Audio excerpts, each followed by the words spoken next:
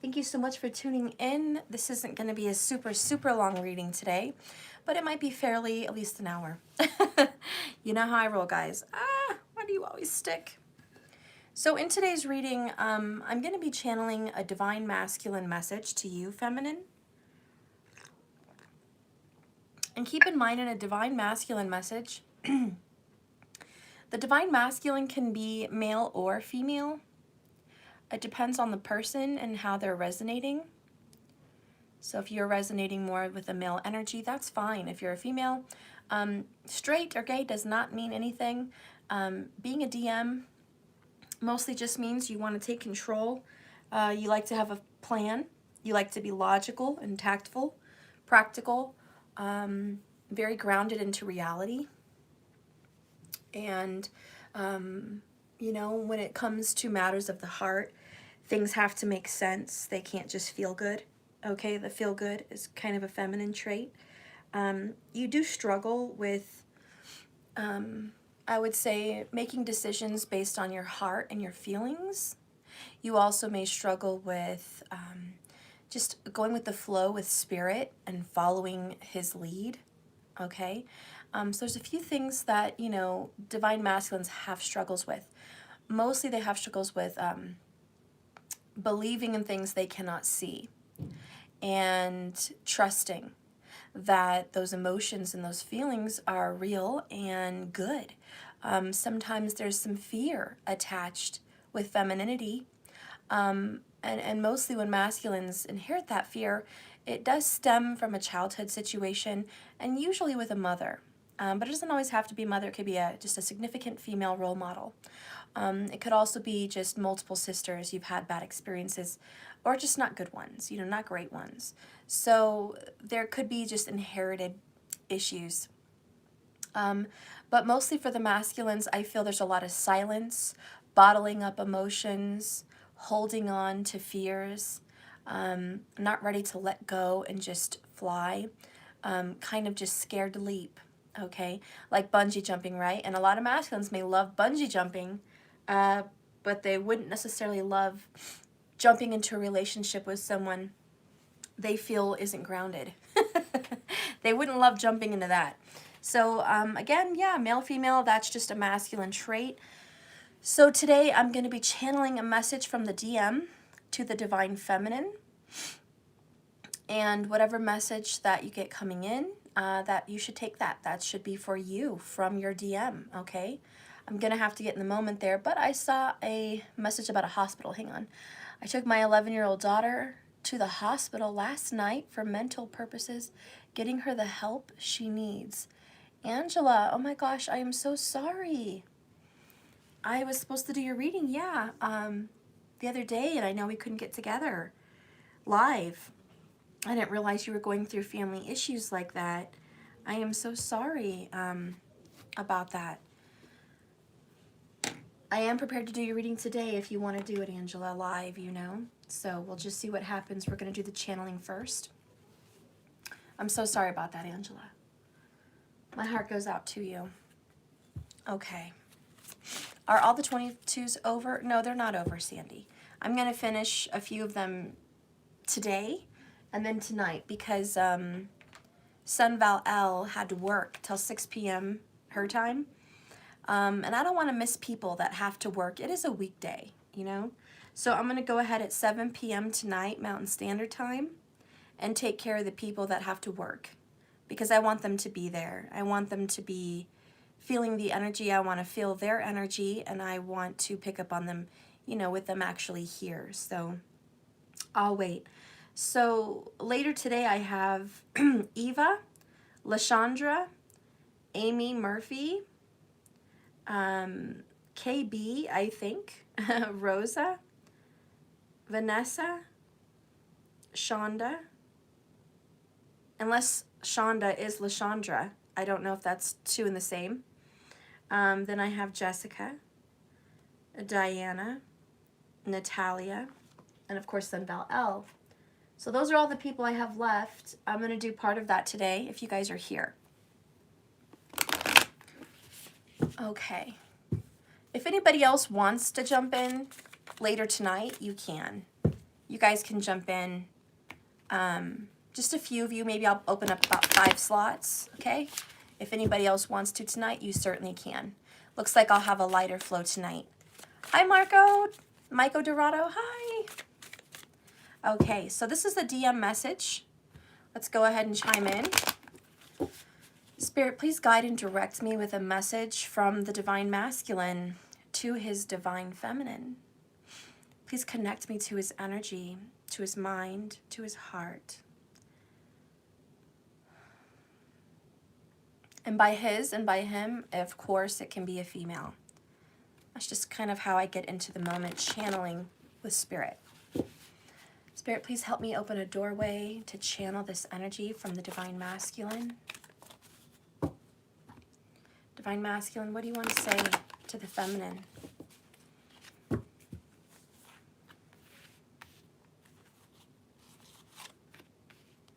Okay. Bottom of the deck is work. So the Divine Masculine right now is just really focused on work, focused on making that money. Again, you guys have been hearing this tune for ages. It's still the same. That's a masculine for you. They are headstrong. They are feet dug in, or what's the term? Heels dug in, and certain about certain things. And when it comes to work, when it comes to creating pentacles into this physical manifestation, yes, they are always very serious about it. It's always important to them. It's always something they're going to have to deal with. It's part of their karma. Divine Masculine, please come in. Please help me use these cards to channel your energy, to give a message to the Divine Feminine. Give me a message to your Divine Feminine.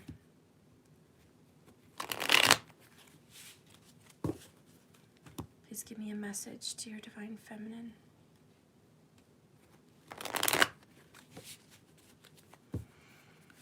Please give me a message.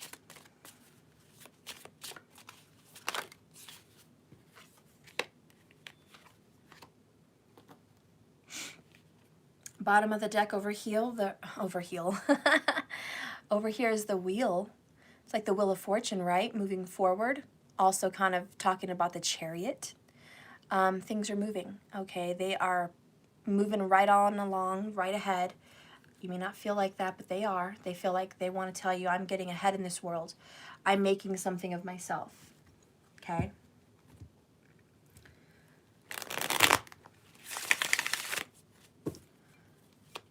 Please give me a message from the Divine Masculine to the Feminine. Divine Masculine, speak to me through these cards. What do you want to say to the Feminine? What do you want to say to the Feminine?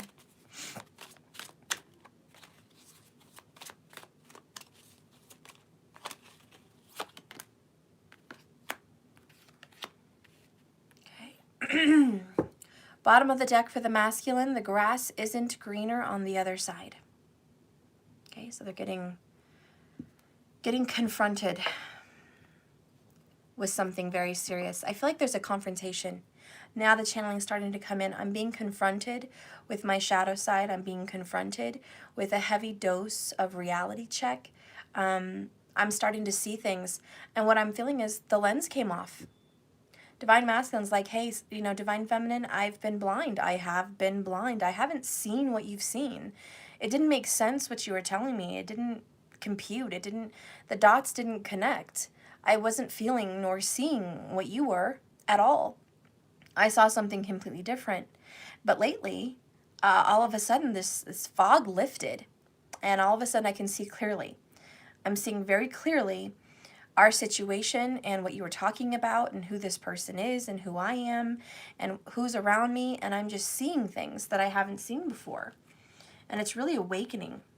So there's just clear, crisp, like, good morning, you know, clear, crisp, good awakening for the Masculine. Spirit, please go ahead and guide me in more of this channeled message from the Divine Masculine. Let me channel you, Masculine. What are you going through? What do you want to say? What do you want to say? Give me a message to your Feminine. Or at least, Spirit, let me tune into the Masculine's life. That's a lot. Wow. Do you guys think I should take these? Because that's a lot. 7 cards. One for every day of the week. I'm just going to take them. Shiitake mushrooms. All right. You guys are like, yeah, take them. Take them, Steph. Get all those little cards. All right. We're going to take them. So bottom of the deck here is past life connection. So you guys have a very deep connection and you feel it. But here's the good news. They feel it. Wow, that's big. They feel like there's something connecting you, even at its smallest point. It could be a big point for some masculines. Some masculines are like, oh, Steph, I feel it. I know it. I'm super spiritual. Some other masculines are like, Steph, I'm barely getting a glimpse. I'm barely understanding past life connection. This masculine energy has been looking into past life. They've also been looking on life after death experiences. Okay? They've also been looking at near-death experiences. And mostly just like maybe a near death. But they feel like, I've been researching that, you know, and I want to find out more. And I want to learn a little bit more about what this life's all about by people who have claimed to have gone on the other side. So this masculine's definitely doing some heavy research, or at least watching TV, videos, messages, channels, things of that nature that talk about this. Maybe it's just coming up. But your masculine's kind of having I seriously can't talk, what the hell. Your masculine's having a spiritual awakening. Some, it's on a very small level. Others, obviously, it's more serious.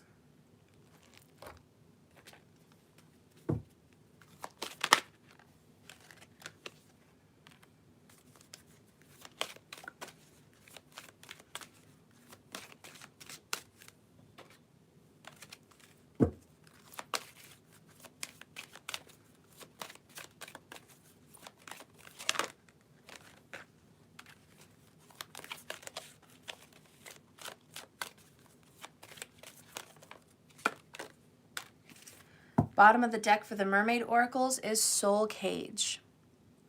So your masculine is being pulled away from their dark, dark place of being asleep, being unaware, being distant, not seeing or hearing or feeling your energy for some time now, feeling very alone. Your masculine feels like you're coming to the rescue, or your masculine feels like at least a spiritual presence is coming to their aid, pulling them out of their darkness. So this is the awakening. This isn't a rescue, escape from captivity and restriction. If your masculine was in some kind of captivity, let's just say jail, or some place where they didn't want to be but they felt kept, they're getting pulled out. For some of them, it feels like karmic hell. There might have been a karmic relationship they felt trapped and stuck in. They're getting pulled out. There's definitely an escape and a leaving kind of energy with this. All right, so I'm going to leave that there and let's start pulling up these messages. I know you guys are excited. I don't know what's up with my throat today. I know it's just spring. First messages from the DM is double-edged sword. Reaping what I have sown and tasting my own words. Ooh. Wow. So this is like just a heavy dose of karma, right? I feel like the masculine is just dealing with karma so much. Not the karma you'd like to think where he's getting paid back for some dirty deeds. Not that kind of karma. The karma where he created his own world. Now he's got to live in it. And he doesn't like it. The karma that you reap what you sow. The karma that you made your bed, now you have to lie in it. Okay? This double-edged sword means everything that he's reaped, like, not reaped, I can't talk, said to you disrespectfully, maybe cursed at you, maybe told you off, maybe said some very hurtful things to you. Maybe the Divine Masculine has put you down. Maybe the Divine Masculine's gotten impatient or angry. The Divine Masculine has said some things to you that, let's just say, he's channeling, he regrets saying, okay? And the reason he regrets saying some of those things to you and doing some of those actions to you is because those actions are getting done towards him / her. And those actions are being, you know, felt very deeply, very painfully. Also, some of the words that your masculine has told you, he's getting told. So you know what those words are, but the masculine says, I have some serious regrets because I am certainly tasting my own words at this point, and it doesn't taste good. It just does not taste good. I know it's not a good thing because the grass isn't greener. So there's this awakening. Okay, here comes the channeling. I didn't think you were the one. I didn't think you were the one for me. I didn't think that we were meant to be. I did not believe you were my soulmate. I did not believe in this foolish tarot card reading, past life living, spiritual connection, divine love, twin flame, divine soulmate, super connection bullshit. I didn't believe in it. I still have questions about it. I'm not on board with it all. But since you've been gone, I have definitely gotten a taste of my own medicine. Some of the things that I've done to you, I've had done to me by the person I chose to be with over you. Some of the things I've said to you, I've had said to me. It was almost like Spirit showing me a mirror of how ugly my soul had become at one point. It was very dark. I know that this path I've been walking, trying to teach you lessons, trying to teach me lessons, trying to heal us, trying to take on this karma, had divine purpose. But somehow I got lost. Because while I was in this world of teaching us lessons and taking on karma, I got sucked into negativity. Like a vortex, I got lost and spiraled down as if I was in some kind of a tornado or a hurricane, out of control, spinning, down, down, down, down, getting sucked down, and I couldn't pull myself out. I got really dark, and I stopped knowing myself. I felt like I was high all the time because I was out of body. I just didn't feel like I had control over what my body was doing. I was just going along for the ride. So now I've definitely reaped what I've sown. Trust me on that one. The next card here is karma is hitting me hard right now. See? There you go. It's just a confirmation with this card. Yeah, the karma that, what this is, guys, is everything that they've said to you, done to you that hurt you. And they didn't think twice about it. They just walked away, didn't think 2 times about it. Now, karma with the Wheel of Fortune is hitting them. Now, it's like, hello, good morning. We're going to pay attention to all those things now. So they're all coming down on the masculine like a ton of bricks. It's a rude awakening. And I think that's the perfect title for this reading for the masculine. It is a rude awakening. Okay, it's not a kind, loving, peaceful, graceful, blooming of an awakening. This is a rude awakening. The next card we have for the masculine here is the Karmic is finding out the truth. So yes, this reading very much has to do with a third party. And I channeled it earlier in my message. I said, whoever I chose over you has dished something back out to me. That's what this has to do about. The Karmic is finding out the truth. Now, if you're looking for a channel divine masculine with less troubles, with less drama, and not a third-party situation, this is probably not the ideal reading for that. Hey, guys. Can you open the door? I texted Mike. Can you text him? I said that maybe we could go over at 1, but if you guys can't wait that long, then Mom will take me. but that's what he said. Oh, so I was planning, because he said while you were at work, what time I could go over. Oh, yeah, to help set up? Yeah. Oh, okay. Is 1 good or no? You have another appointment? No, 1 could work. I could do some editing if you want to go to. I do. Yeah, okay. Yeah. Okay, but I don't know how we're going to fit all the kids in the car. Oh, yeah. You guys can go, but just wait for me a little bit, though, so you don't need it. But Mom will give me a ride. But I do want to help. Yeah. Okay. Yes, I have 1. Yeah. Okay. All right, love you guys. Okay, sorry about that, guys. Having to make plans for this afternoon. My brother needs some help getting some things settled in his schoolroom for my nieces. He's got 4 girls that they need help, and I've got my kids over there, and we're all moving stuff around and hanging things and helping. Siblings are helping the siblings out. Okay. So anyways, I'm sorry. They were leaving. I wanted to catch them before they left. I didn't want them to go right now without me. So, anyways, like I was saying, if this is a third-party situation, which I know it is, and it's not your situation, then just understand that right now. I'm pretty darn sure that the rest of the reading probably would not match for you at all.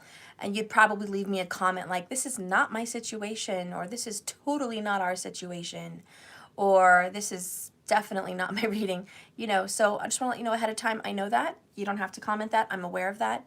I'm giving everyone a warning right now that if there is no karmic involved, it's probably just not going to resonate. Okay, so anyways, the karmic that your masculine is dealing with is finding out the truth. What kind of truth is this karmic finding out about? Well, mostly I feel it's a lot of the things you already told them. I'm getting this message that you have spoken to this karmic, or you have spoken to your masculine about this karmic situation and about who your masculine is. So I feel like there's been a 3-way conversation, or at least a one-on-one, and then they talked about it. Like, I feel like you guys have all talked about certain kinds of information about each other. And I feel like you were accused of being a liar. You were accused of not being honest or truthful. I also feel like the accusations you were putting out there and some of the things that you said happened were not believed. They were not believed at the time. You were accused of being many dark things. And I don't want to get nasty, but I am going to say you were accused of being many dark things. And terrible names, terrible things that hurt your soul, hurt your spirit, okay? They did not make you feel very good about what you were hearing. And all you were doing was being honest about it. The masculine at the time did not want to see that reflection. In fact, the masculine didn't even believe what you were telling them about themselves. Here's the weird thing. I'm channeling here that the masculine was just like, what? You think I wanted to do what with you? You think I wanted what with you? You think I wanted what? Oh my God, I don't know where you got that from. I don't know why you even thought that. I don't even know why you went there. Did you actually think that that's what I wanted going into this? You're wrong. You are so wrong. You know, like the masculine was kind of like that. Like, what a joke. I can't even believe you would assume those kinds of things, you know? And you're just looking at the masculine like, I mean, jaw dropped to the ground, right? Jaw dropped, just mouth wide open. That's what I'm picturing. How could you say those things? How could you even be that person? How are you sitting in front of me right now or over the phone right now expressing yourself like this? How could you accuse me of these things?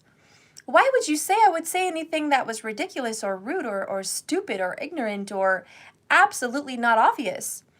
And you're just sitting there shocked. And then your masculine puts you in a very bad spot. A spot of embarrassment and ridicule. A spot of being a fifth wheel. A spot of being unwanted and undesired. You were put in a very bad position. And you were made fun of in some sense. and you were talked about and joked about in ways you shouldn't have been.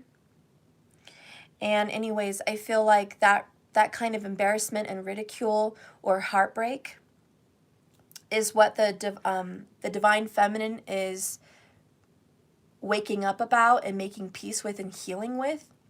And the divine masculine's karmic is finding out the truth, that you are actually telling the truth.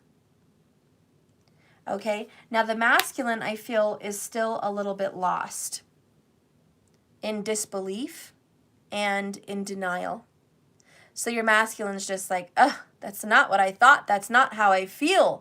That's not what I wanted. Jesus, why does the feminine always think that that's what I need and that's what I want? And the feminine thinks she knows everything, or he knows everything, you know? You know, the feminine doesn't know shit about me. You know, again, that's this childish denial kind of defensive energy. The masculine still goes there. But it's a little bit different today because now the masculine is definitely getting kind of a little bit payback. He's experiencing some of the things that he did to you, which is what I just described, but by the karmic. So the karmic is making the masculine feel like a fool or an idiot or ridiculous, assumptive. And the karmic has just kind of got the upper hand. And the karmic is just like, oh, you, sir, have no clue. I can't believe you thought I felt this way about you. I can't believe you assumed that it was going to go this way. I can't believe you thought I was okay with that. I can't even believe that about you. I can't believe I even trusted you or believed you. You are A, B, C. You know, the karmic is putting on a list. You are basically trash. You are a liar. You are full of shit. I believe that really came out of the karmic's mouth. You're full of shit. Okay? I can't believe I trusted you. I can't believe I've been in this situation with you. I can't even believe I put myself here. And then there's this little tearful show. The karmic starts to put on the tears. You know, woe is me. Woe is me for being here, because with the karmic, it's always about the karmic. Poor karmic, poor little karmic. Not the masculine, not the feminine. Those people, who are they? The karmic is always worried about the karmic. Very narcissistic. This person likes to run out of the door, dash out of the door, and wants the masculine to go chase her or go chase him. She also does this little number where she speeds off in the car. Like, God forbid I'm going to get in a car accident. Or God forbid I'm going to, go off a cliff. Or God forbid I'm never going to come back. Or God forbid I'm going to go fuck somebody else. Like, you're going to have to come chase me. So this karmic likes to play games. And the masculine is used to always getting back in the car and chasing the karmic. Or calling the karmic on the phone repeatedly. What are you doing? Come back. You're being ridiculous. So there's a lot of problems at home. And let me just say, it's the words extra, extra. Extra, extra. This karmic is very extra. And the masculine is just like, God, why did I not see this before? Why did I not realize the karmic is so freaking extra? And that's this rescue from the soul cage. He was kind of stuck in this karmic hell. And I say karmic hell because it really feels like a hell of his own making, or a hell of her own making. They created this environment. They created this relationship. They're a manifester. They manifested this entrapment. Okay, they manifested this living karmic hell. And so now there's this rude awakening. How do you like your living hell? And I don't think they like it. So let's just keep going on here with this. The courting man. So the masculine's like, I look good, stuff. Like, do you know who you're channeling? Shit. Let me just sit down and tell you who you're channeling, okay? Because first of all, I've got my shit together. Look at me. I am fucking together. I have, head to toe, amazing wardrobe, number one. Amazing wardrobe. Like, I'm shine. I am shining. I am just shine, okay? My hair's always nice, put together. I smell excellent. I'm well manicured, okay? I take care of my health, my body, my appearance. My vehicle is very well taken care of. I'm very neurotic at times, but for good reason. I like it that way. It keeps things in order. Keeps my life together. It makes sense. I'm always on time or early. I don't like to be late. Okay? So the masculine's like, I appreciate someone who is timely. I appreciate someone who is, they say they're going to be there and they're there. So the masculine's just, very well put together on the outside. So he wants that respect coming in, and it could be a she, but it's like, I am a valuable person. I'm also getting my time is valuable. Okay, so my time is very valuable, very, very valuable. I'm very important, and you need to honor that. Yes, and with everyone watching, please get on my community page. How do you see my community posts? How do you see my community page? You hit the bell icon and you subscribe.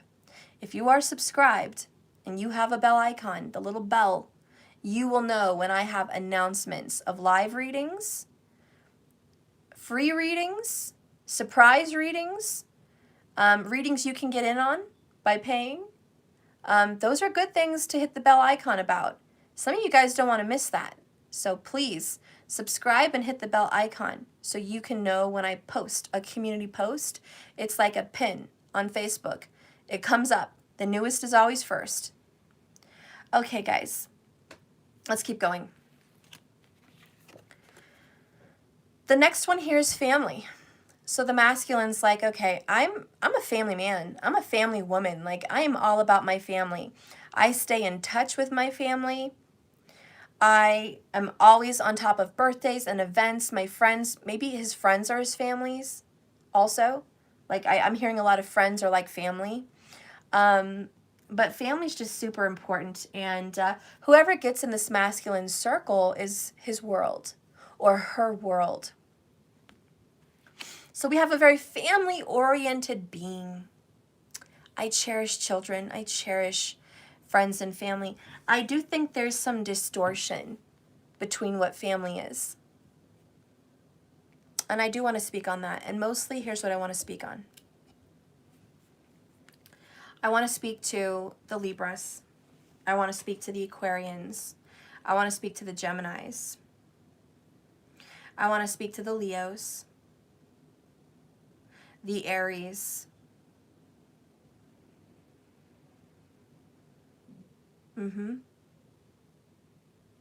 Maybe even touch a little bit on the Sagittarians.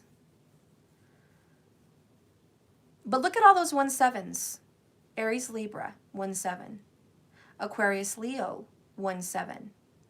Gemini, Sagittarius, 1-7. Do you know in the Vedic astrology, in the Vedic chart, the North Indian, that makes a star. It makes an X this way and one right down the middle. It makes a star, these signs. Why are these signs always dealing with friendships? I'm not going to go into the details of the astrology of all of that, but I do want to say this. Friends are too important to a lot of those people. Too fucking important. And if a lot of you guys struggle with family issues, you're going to cling to friends. But you know who doesn't give a shit about friends? Taurus, Scorpio. Pisces, Virgo.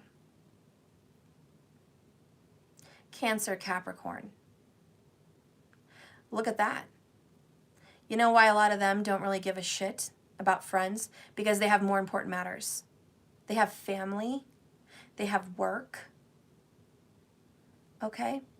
Pisces, Virgo is always very focused on their work and their deep connections and their focus. Pisces and Virgos are always very focused people.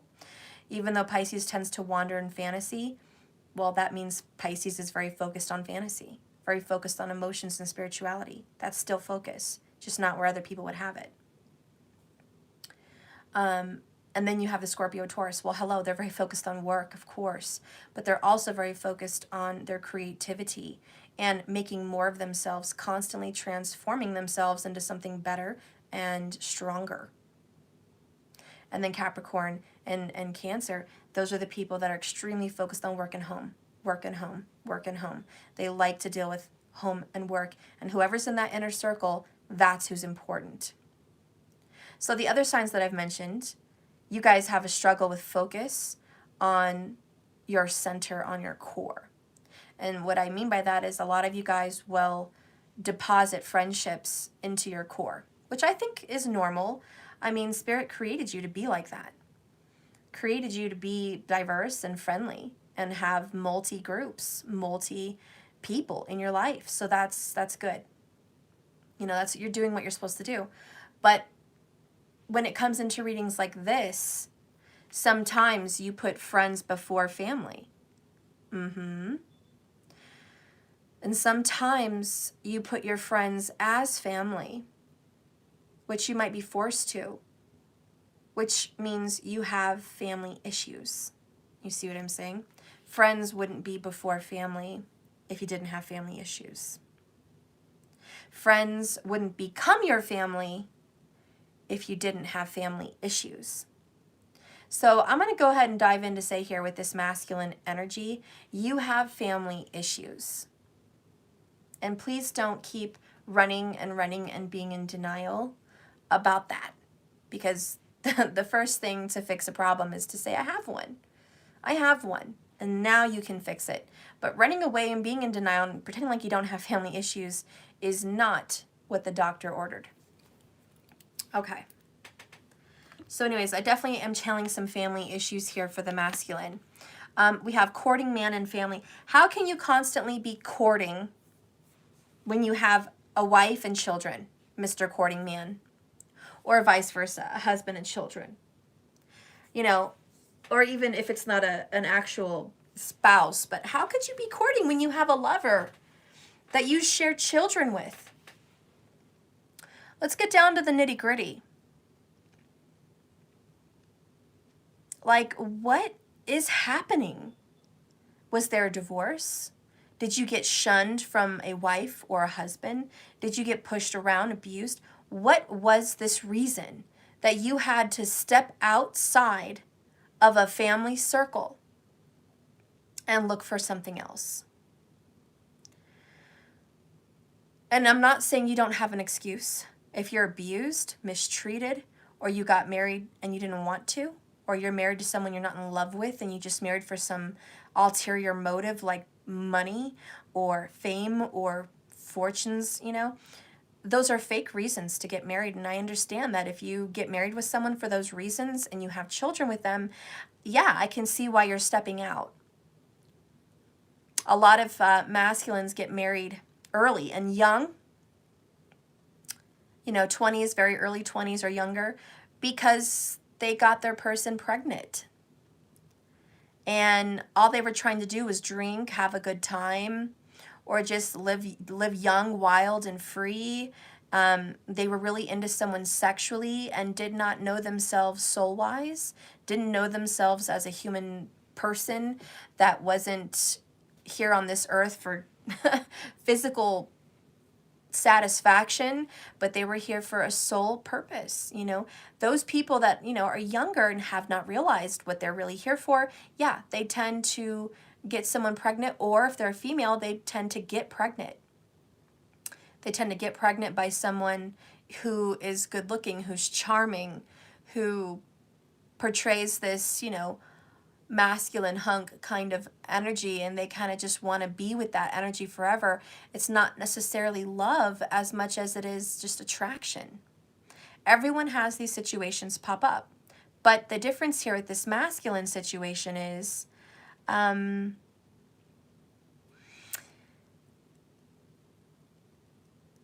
you're still stuck in it. How old are you? Have you gotten out of that mentality? You know, and Mr. or Mrs. Courting masculine, courting man, have you stepped out of that? Because I see family and then I see courting. So I see family and I see cheating.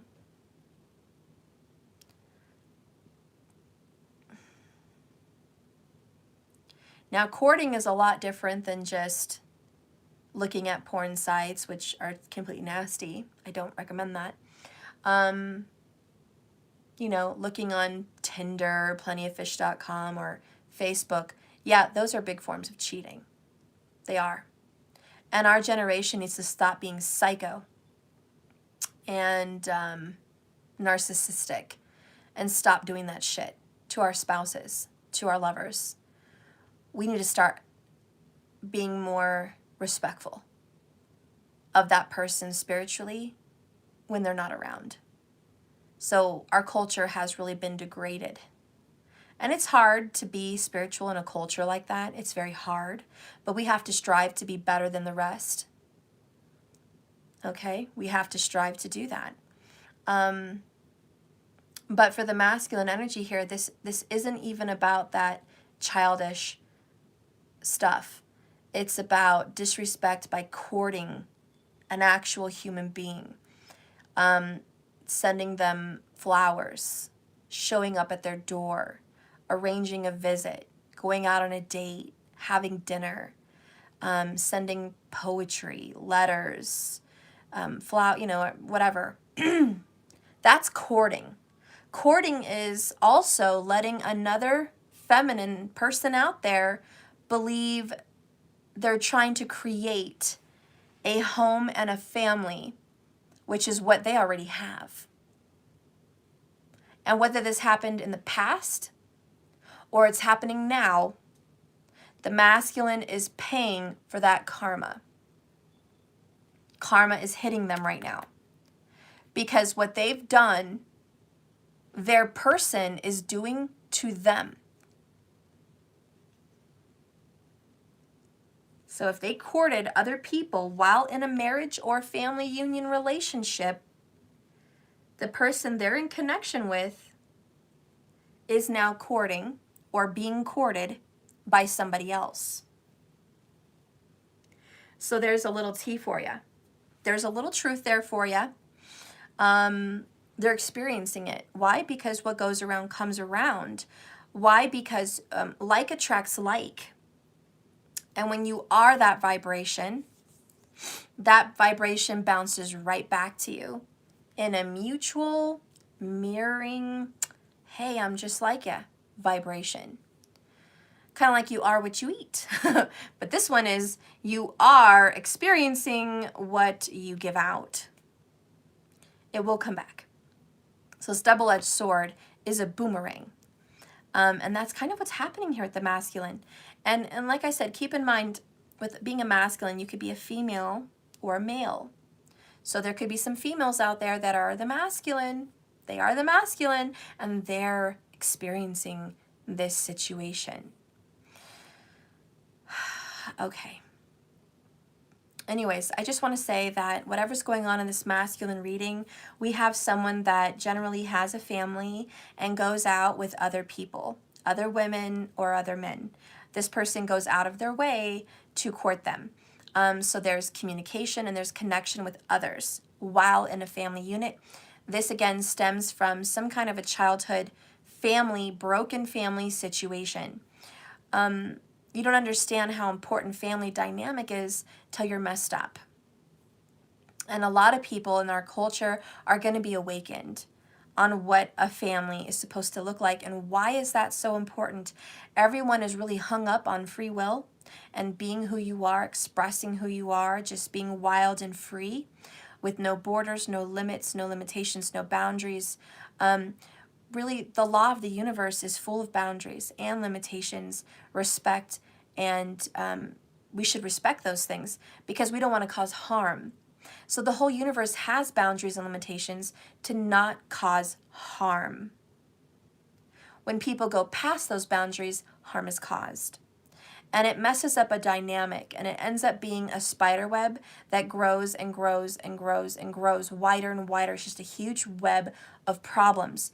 When you have broken family relationships, it leads to all kinds of psychological, spiritual problems with trust, with union, with commitment, with honor, with divine connections. It leads to all kinds of different problems where people tend to go off and jump into their desires. They feel like they have nothing holding them back. Ooh, I have a desire. I'm just going to go with it. Ooh, I want that. I'm just going to go do it. You see, there's no boundaries, no limitations. There's no respect. There's no honor. And the family unit is supposed to create an honor state of mind, a respectful state of mind. It's supposed to create this. And there's a way to conduct that family. Because the way you conduct this family is how you're going to conduct your own home. And it's supposed to be like a cookie cutter, you know, a mold. Every cookie's going to be different and decorated different, but it's going to be a mold. And the mold is the foundation. Picture I have a house cookie cutter, like in the shape of a little house. It's just the shape of a house. And I can make 12 different cookies, all in the shape of the same kind of house. But when I get the icing and I make the outlines of the windows and the doors and the colors, I can change all those houses to be all completely different. But the foundation stays the same. It's a good foundation for a home. And that's what's being messed up here. The foundation is all fucked up. And so this masculine is creating other cookie homes, little cookie cutter homes. This person's creating other fucked up foundation homes. That's the problem. And I hope I'm making myself clear, because a lot of people have a lot of disagreements on that. But that's what it is, and that's why it's a problem. So we have a family dynamic that is all fucked up. Does that make it the masculine's fault? No. Sometimes his parents or her parents, they messed it up. They messed up the family dynamic. Sometimes it's the grandparents that messed up the family dynamic, and it followed their parents and now them, and so on. This is a terrible cycle, and I feel very bad for the children in this cycle, because the children are going to be the ones carrying on, just carrying on. Anyways, I feel like the masculine is suffering with this and doesn't know how to create a healthy foundation. Let's keep going. Yep, fancy free. But I'm free, Steph. I'm free to do whatever I want. I'm free to be who I want to be. I'm free to fly where I want to fly. I'm free to love who I want to love. I'm free to change my mind. I'm free. I'm totally free. I'm a free fucking bird. Well, I don't know. How free are you? How free are you, Mr. Soul Cage? In captivity and restriction. You're escaping from it. You're freeing yourself from it. I'm glad that you're freeing yourself from some restriction that didn't make you happy. But are you free from your karma? Are you free from your karma? There's a lot of karma. Even when you're a child, you're having the karma of your mom and your dad. You're going to have some freaking karma. Okay? There are seeds planted inside of you, growing before you even blink. You inherited karma. You inherited it. You were born with some of this. You didn't do anything to cause it. Your father and your mother and their father and their mother and their father and their mother gave you karma right when you were just planted here on this little planet. Okay? So you already had a bag of shit to deal with coming into this world. And then, as you're trying to make your own way and create your own little foundations, how could you? I'm going to give an example, and this is not everybody. This is not everybody. It's an example. It may not even be with this story, but I want to describe it the best way I can for the people that are not following.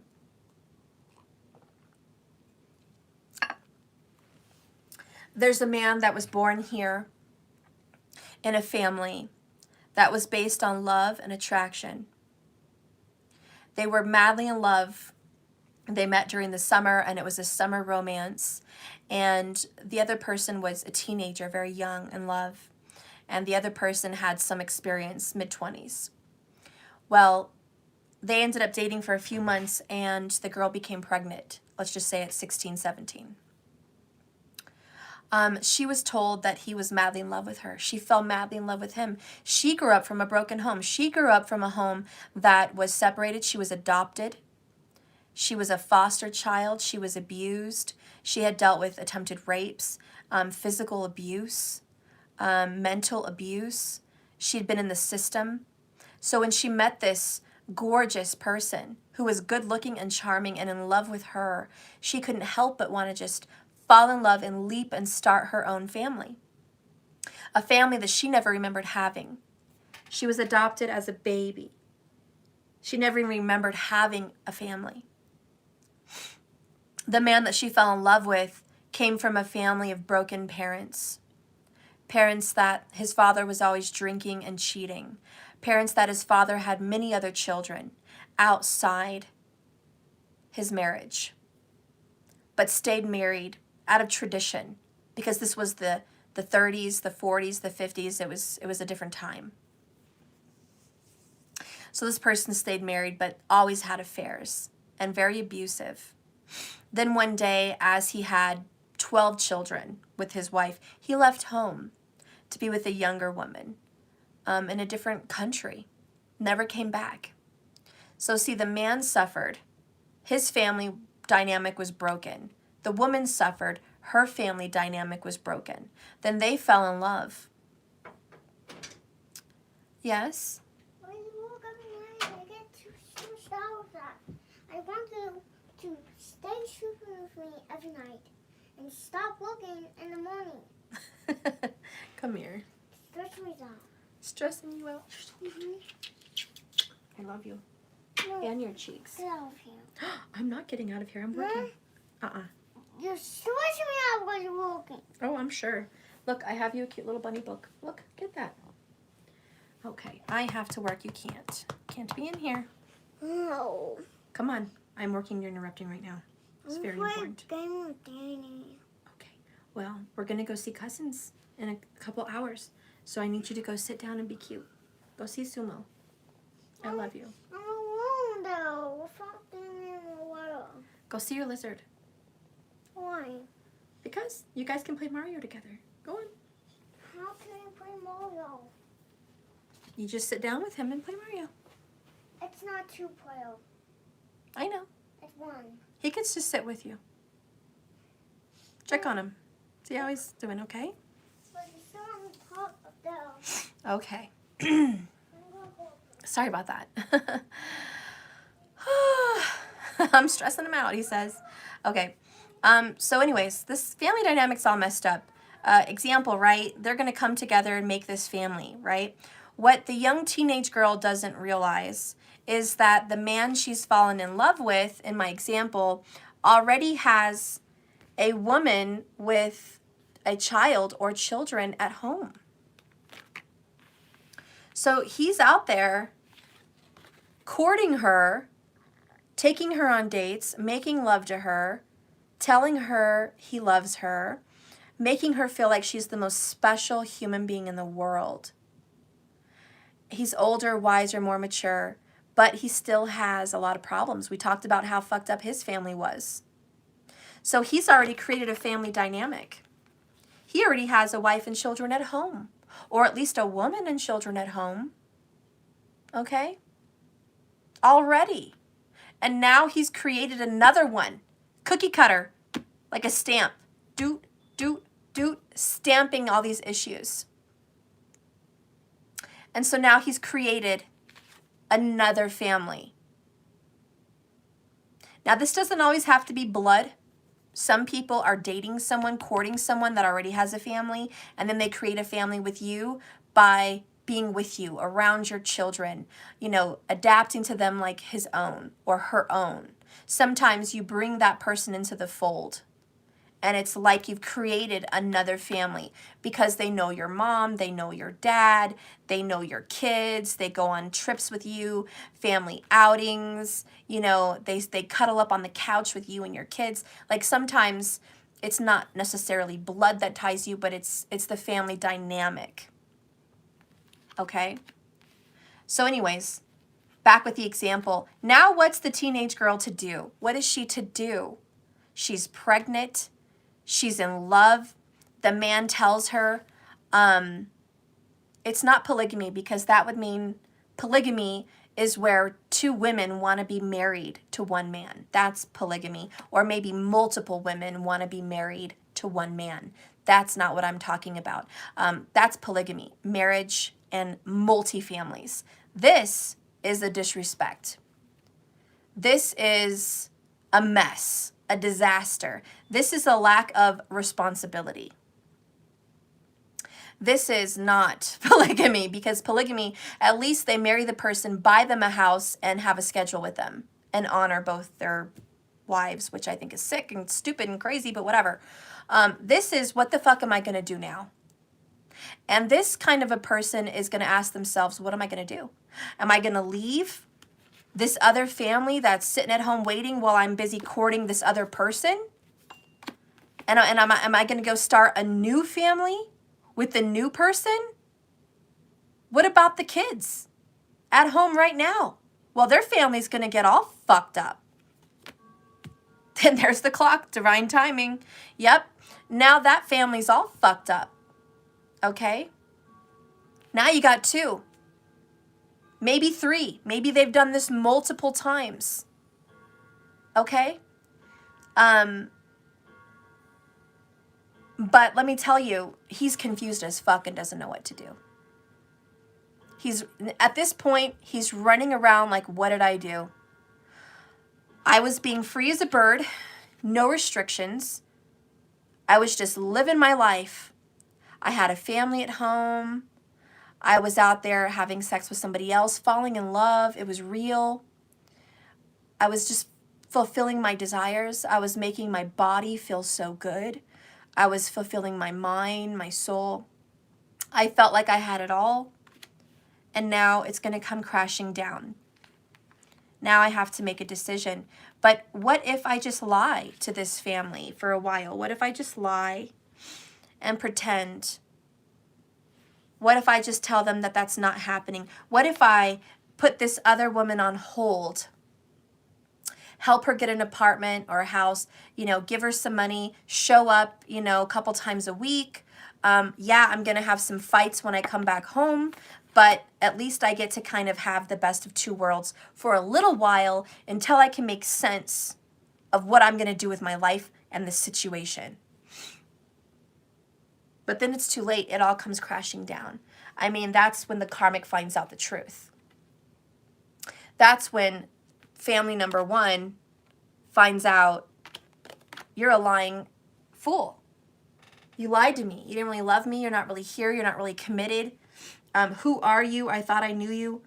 I thought you were going to work. I thought you were with your friends. I thought so many other things. I didn't think that you were out there courting somebody else and starting a family.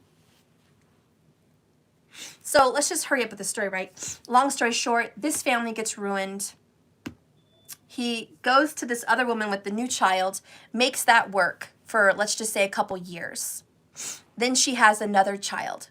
So he's got two more children, plus the two he has in the previous home. He's got 4 kids, 2 families, okay? Then he wants to go out and do what? Cookie cutter, court another woman, because he's not happy at home.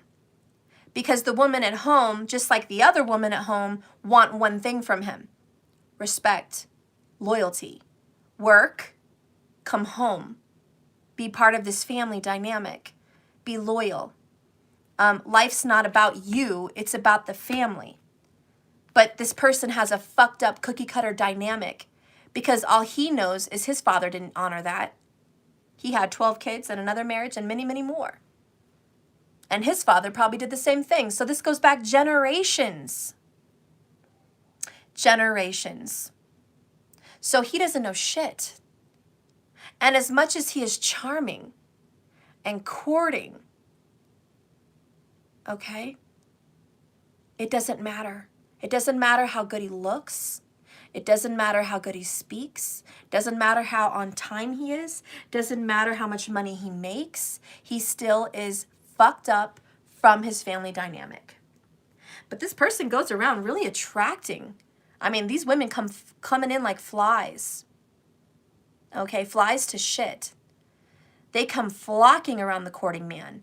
Oh, he's so good with kids. Oh, he's so gorgeous. Look at him. Oh my God, he can wear a suit.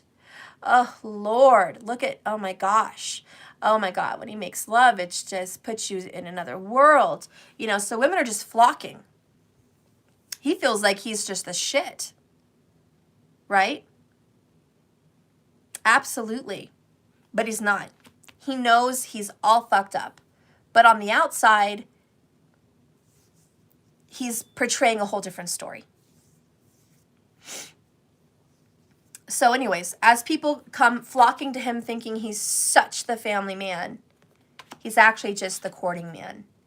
He doesn't know how to create a home. And this is where it's sad, because he doesn't know how to make that shape of the foundation of the family that needs to continue down the line. So now his kids are all fucked up. And what are they going to go do? They're going to go do the same shit. He's going to have a few fucked up family relationships, and now his children are going to grow up, and within 18 years, they're going to go fuck up and start their own families. Okay, she's going to go out there and maybe meet someone just like daddy. Or if it's his son, he's going to go out there and meet someone just like mommy, putting up with shit or treating her like shit. You know, however the dynamic works for you. But it's going to continue, and they're not going to be able to make a cookie cutter shape either. And neither are their kids. So this is why our generation is really fucked up right now. And this whole fancy free, do what you feel, do what makes you feel good, fuck everybody else, we have one life, you only live once, right? YOLO. This generation is all fucked up because people are not creating healthy family dynamics, and it's creating an array of drama in multi-family homes. Multi. And it's funny because people care more about animals today, animals and plants, than they do about people.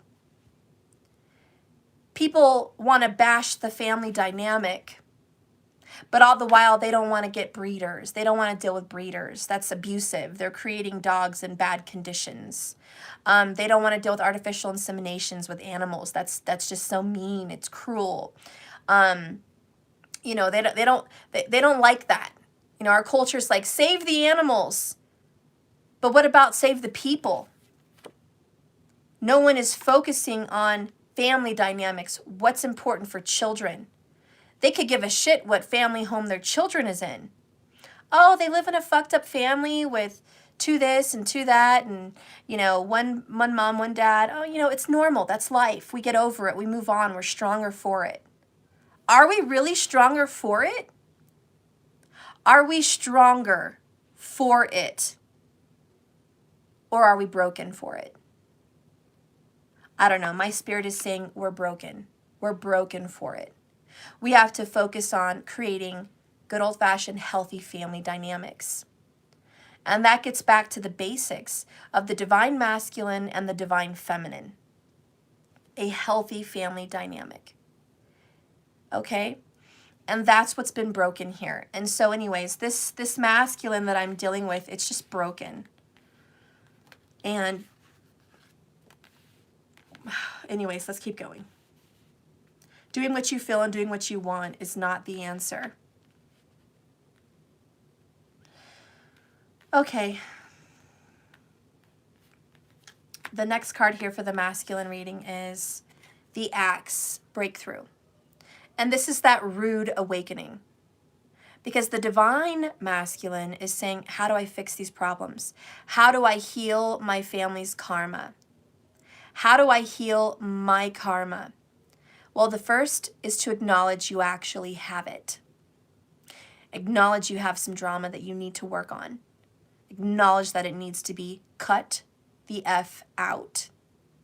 Get rid of it. Deal with it. And that's this rude awakening with the axe. Breakthrough, by the way, if I didn't mention that. Breakthrough. The next one here is moose, position of power. So the masculine is in the position of power to axe the karmic relationship, axe the bad habits, and fix his or her broken life. And that is this escape from the soul cage. Because I really think the soul cage is the karma. It's the karma the masculine's inherited. It's like a bubble of brokenness. And he's escaping from it. He's changing that dynamic. So he's breaking his own karma, or he's breaking his parents' karma. The next ones, let's get some messages from the masculine. I am restless and anxious.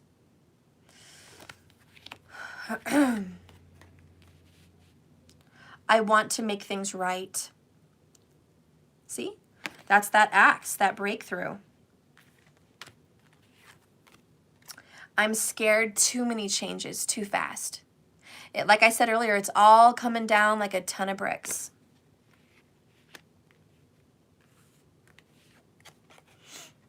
I miss you dearly.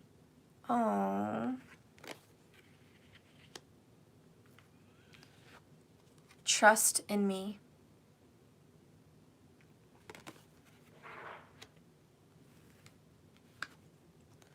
I'm figuring out my feelings. See, it's all part of the process. I'm not saying he's got it all together today, but he's figuring it out, or she's figuring it out. The divine masculine is figuring it out. I want to feel worthy of you.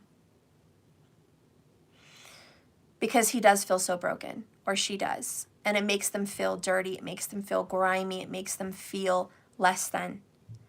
Going through life carrying all this karma just makes them feel like they have just a toxic weight on them. They've got to let it go. This freedom, this breakthrough, this soul cage release, moving out of toxic energy. Yeah, they definitely want to stop this bad habit. The next cards, let's go ahead and reveal them. Time out. So they're finding some time to get away from everything, to separate, to do some isolation. Strong Virgo vibrations with this card.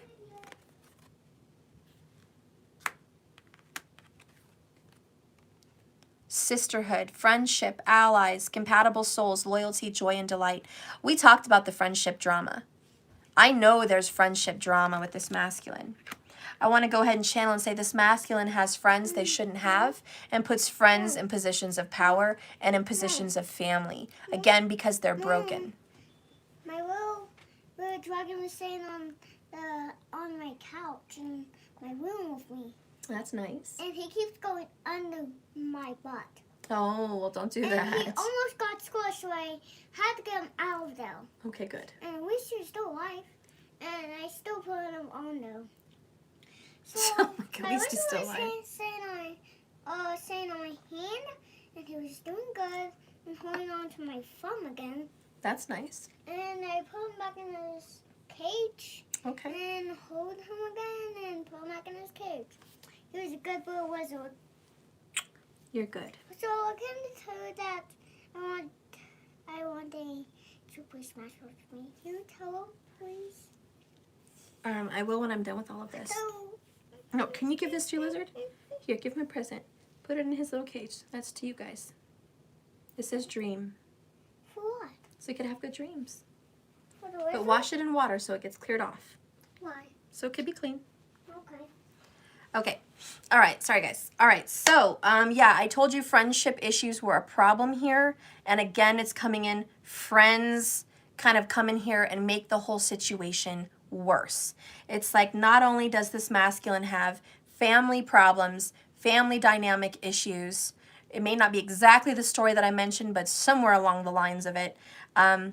Not only is there problems at home, now the poor masculine here has to drag in friends that may have been adopted like family, or just getting their advice, or they're the ones taking the masculine out to go courting and like introduce them to other people, knowing he or she already has a family dynamic. So there's this, why are you letting your friends influence you in such terrible ways? Again, it's having to axe the friends, cut the karma, cut the bullshit. It's also, this whole thing is about being honest, finding out the truth. I think this whole message is about the masculine having to just get real about being broken, get real to his friends and his lovers about being broken. And the karmic that's, you know, maybe in the midst of all of this is finding out the truth, because here's the kicker. The divine feminine already knew this. The divine feminine does not fall in the line of the karmic. The karmic is just someone you experience karma with. Okay? You're experiencing karma with someone. They are assigned to help you learn these lessons. The divine feminine or divine masculine is someone that you cure issues with, that you walk through life with as part of you. It's kind of like that's part of your soul. Okay? For many twin flames, you already know this. Divine soulmates, you already know this. Twin flames carry this energy really heavy, especially. But if you can imagine, part of your soul is connected to your pets, your animals, or part of your soul is connected to your children, then please know that your soul is connected to your divine masculine. It's just one little web of connections. It's not something karmic that can be picked up and put down. It's all one. It's all one. It's all part of one. You know, just like the right hand and the left hand are part of the same body. Well, the masculine and the feminine are part of the same soul. Just two different hands doing two different things. So the feminine already knows about these problems and is working on her or his own problems, because they've also got some other dynamics going on, maybe even the same, I don't know. But the feminine also has fucked up brokenness that they're working on. That's their, you know, hand that they've been dealt. The masculine has their hand that they've been dealt. And you guys are working on figuring these things out. But like I said earlier, the first thing to fixing a problem is addressing you have one. Well, the masculine is having a rude awakening and at least addressing at this point, I have a brokenness problem. So the karmic, the other person that's in the midst of all this, is learning that truth. Maybe with the masculine or just on their own. But the karmic is finding out that this masculine is broken. And there's drama and there's issues.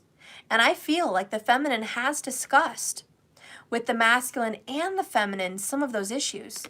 But the karmic didn't want to believe it at the time. He or she just didn't want to believe it at the time. And the karmic could be family, could be a lover, could be friends. Whoever this karmic is, very important to this masculine. Whoever that person is, they're finding out. Okay, so we're going to move on here to this next card, Adrift.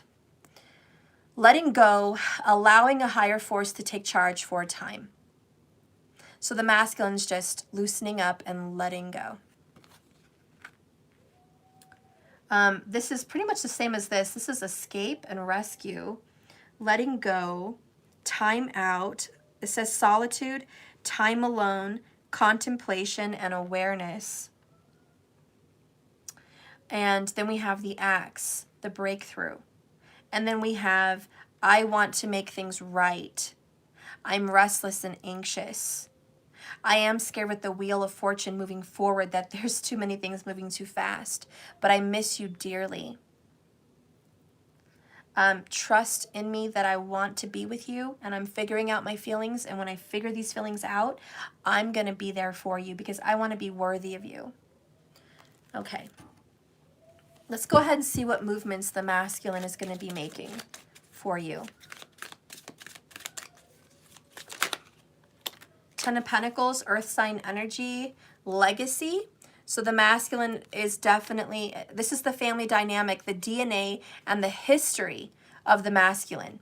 Okay, so the history of the masculine, his forefathers, her forefathers, whatever, mothers, you know what I'm saying, whatever, you know how it goes. Look, this is all about the family history, the family dynamic. There is a history and a lineage here.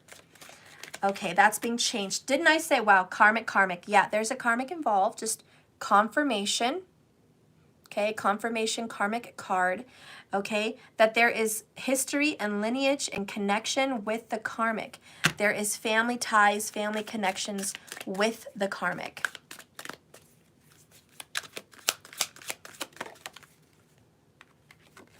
Cleanse. Yay! They're cleansing. They're getting away. They're walking away. They're moving on. They're pulling themselves away from this karmic plight. Okay, Temperance. This is taking a lot of time. Saggy energy. Moving forward. Yes, we are moving forward in progression. 3 of Pentacles. Stepping up. Progressing. Moving forward very slowly into a death. Scorpio vibes. Okay, we are moving into an ending. Slowly moving into a karmic ending. What is this outcome going to look like here for the masculine? Huge soul transformation. Huge, huge, huge soul transformation. Woohoo! This is like the best. I'm sorry I yelled and it was loud. 2 of Wands, the path. Hell yeah.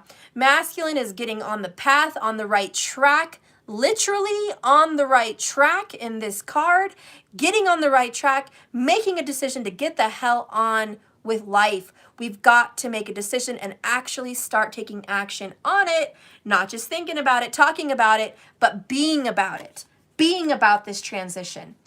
I'm loving it. And I think this is why we have will and movement moving forward. Okay, this is not all talk. This is the walk. It's actually happening. And yes, bottom of the deck, you guys saw it. Well, you saw it. What the hell? Twin flames. Okay? You guys, and I talked about it earlier. I said for a lot of people, twin flames know what the hell I'm talking about. Deep soul connection. Boom, here it is. Bottom of the deck. Overall, underall energy for you guys here. Confirmation for your soul. This is a twin flame connection. Period. Period. And this is why probably many people are not going to resonate exactly with this reading. Because you'd have to be in this dynamic to be here. If you're not, it may not be resonating for you. So there's that confirmation, okay? Definitely a twin flame relationship. You can't get your way around that one. Spirit, please guide and direct me for this transformation. Show me this transformation of this divine masculine. Focus. Didn't I talk about focus? I mentioned that earlier in this read. Focus. We have we have very strong Sagittarius vibrations in this reading today. Virgo, Saggy, I mentioned the others earlier. The ones that would come up. The ones that what was it? Pisces, Virgo, Taurus, Scorpio, Gemini, Sagittarius, and Aquarius, Leo. Those dynamics, those dynamic relationships are really going to be strong today for this divine masculine channeled message, okay? So when we have this focus energy, the masculine is absolutely focused on moving into this death transformation, the ending of the karma, the ending of this bad, broken cookie cutter dynamic. Bottom of the deck is overall, underall, success. Congratulations. This is like the Sun card. A really happy freaking card. This is a time to just get happy, guys. Yes, you've done it. You've succeeded. You've figured out your karma. You've put your finger on it. You know what it is. Now you're focused on solving it. Guys, this masculine says, you know, feminine, I may not have all the fucking answers right now, but shit, I know my problems, okay? I'm well aware of them. Rude awakening, wake-up call, hello, good morning. I know what they are. Karma's hitting me in the ass and in the face, literally. That's how it feels. Smack in the face. Maybe this karmic has smacked them. Like, I'm feeling a smack in my face. Like, that's how it feels. There may be a literal slap. I don't know. But there is this sudden breakthrough, acts, awakening, knowing, and damn, finally I'm getting free from this soul cage. Okay, all right, masculine, you're putting your finger on it. It's a lot of changes really fast, and it's slowly progressing into where you need to be, but you are anxious because you finally figured it out. You know what you need to fix. Can we just take a moment of hallelujah, amen, thank you? Like, for the masculine to finally figure this dynamic out, I mean, most of you are like, oh, they should have already known. No, this is big. Hearing something and accepting something are two different things. I can hear to someone talk all day long, but not apply what they're saying to my life. This is applying, okay? This masculine has been awakened and aware. They've heard, they've listened, they see, and they're not just shoving it off, okay? Like, okay, I've heard that 1,000 times. It's, wow, this is really my problem. Wow, this is heavy. This is me. This is me, or this is my forefathers and foremothers. This is me. I need to accept it. And I don't want it. And I don't want my son to carry this. And I don't want my daughter to carry this. And I don't want this karma to leave me and go somewhere else after I go. I want to end it. I want to heal it. I want to cleanse it. By the way, temperance and cleanse are a deep healing, a deep cleansing. Temperance, you know, this number 14 major arcana is the fix-it angel. The fix-it angel. Archangel Raphael. The archangel of hearts. The archangel of feelings and emotions and families. He's here. So he's here to say, yeah, we're going to fix this hot mess. We're going to cleanse it. We're going to get rid of this karma once and for all in this lifetime. We're going to cleanse it. We're going to get rid of it. It will not follow.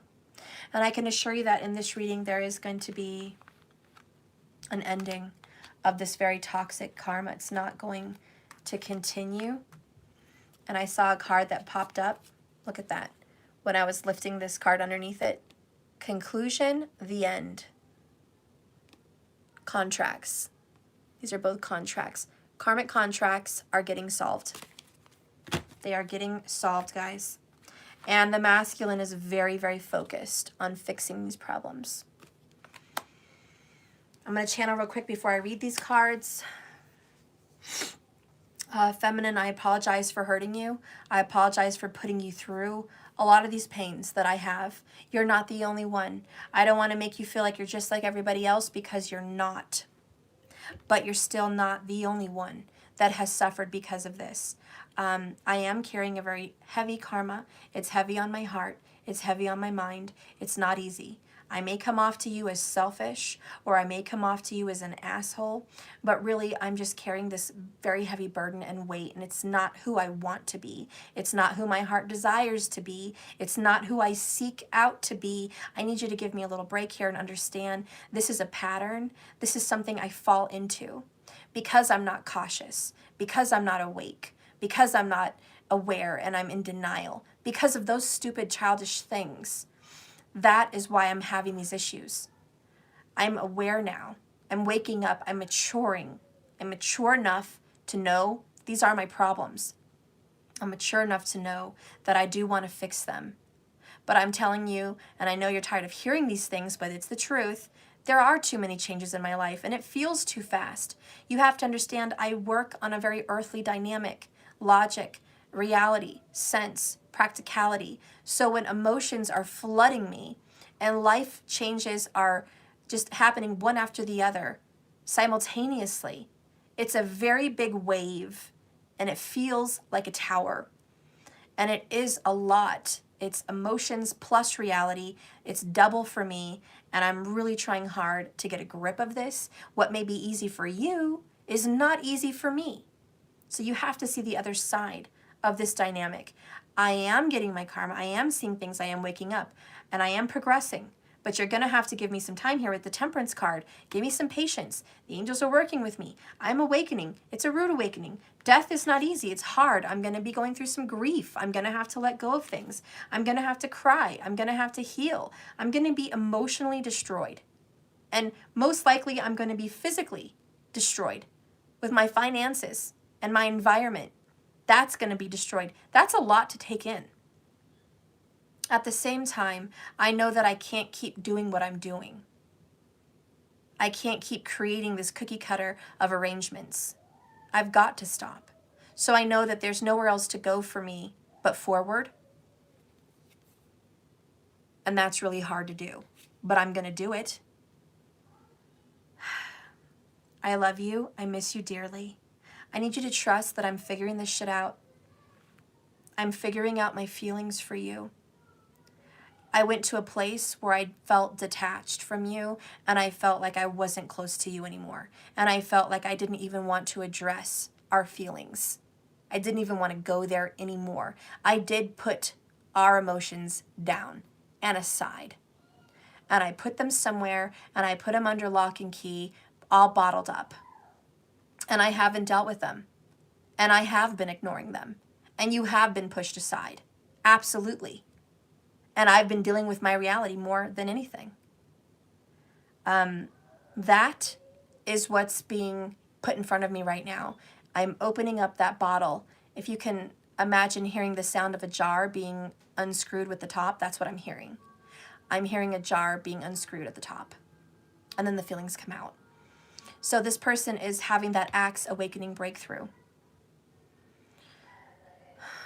Feminine, as I unfold my feelings, as I search for them and figure them out, and I figure out if I really am in love with you or I am not, I have to make better decisions for myself. And I'm just telling you that it doesn't matter how I feel about you. I know I'm going to change my life. But right now, I'm figuring out my feelings. I have to know what I want.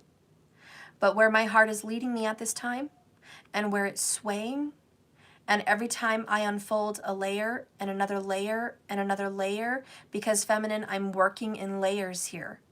Every layer that I unfold, I realize how much more I care about you, how much more I miss you, how much more I did you wrong, how much more I did myself wrong, how much more I've hurt, how much more I've been hurt. And then I get to these places where I want to be worthy of you.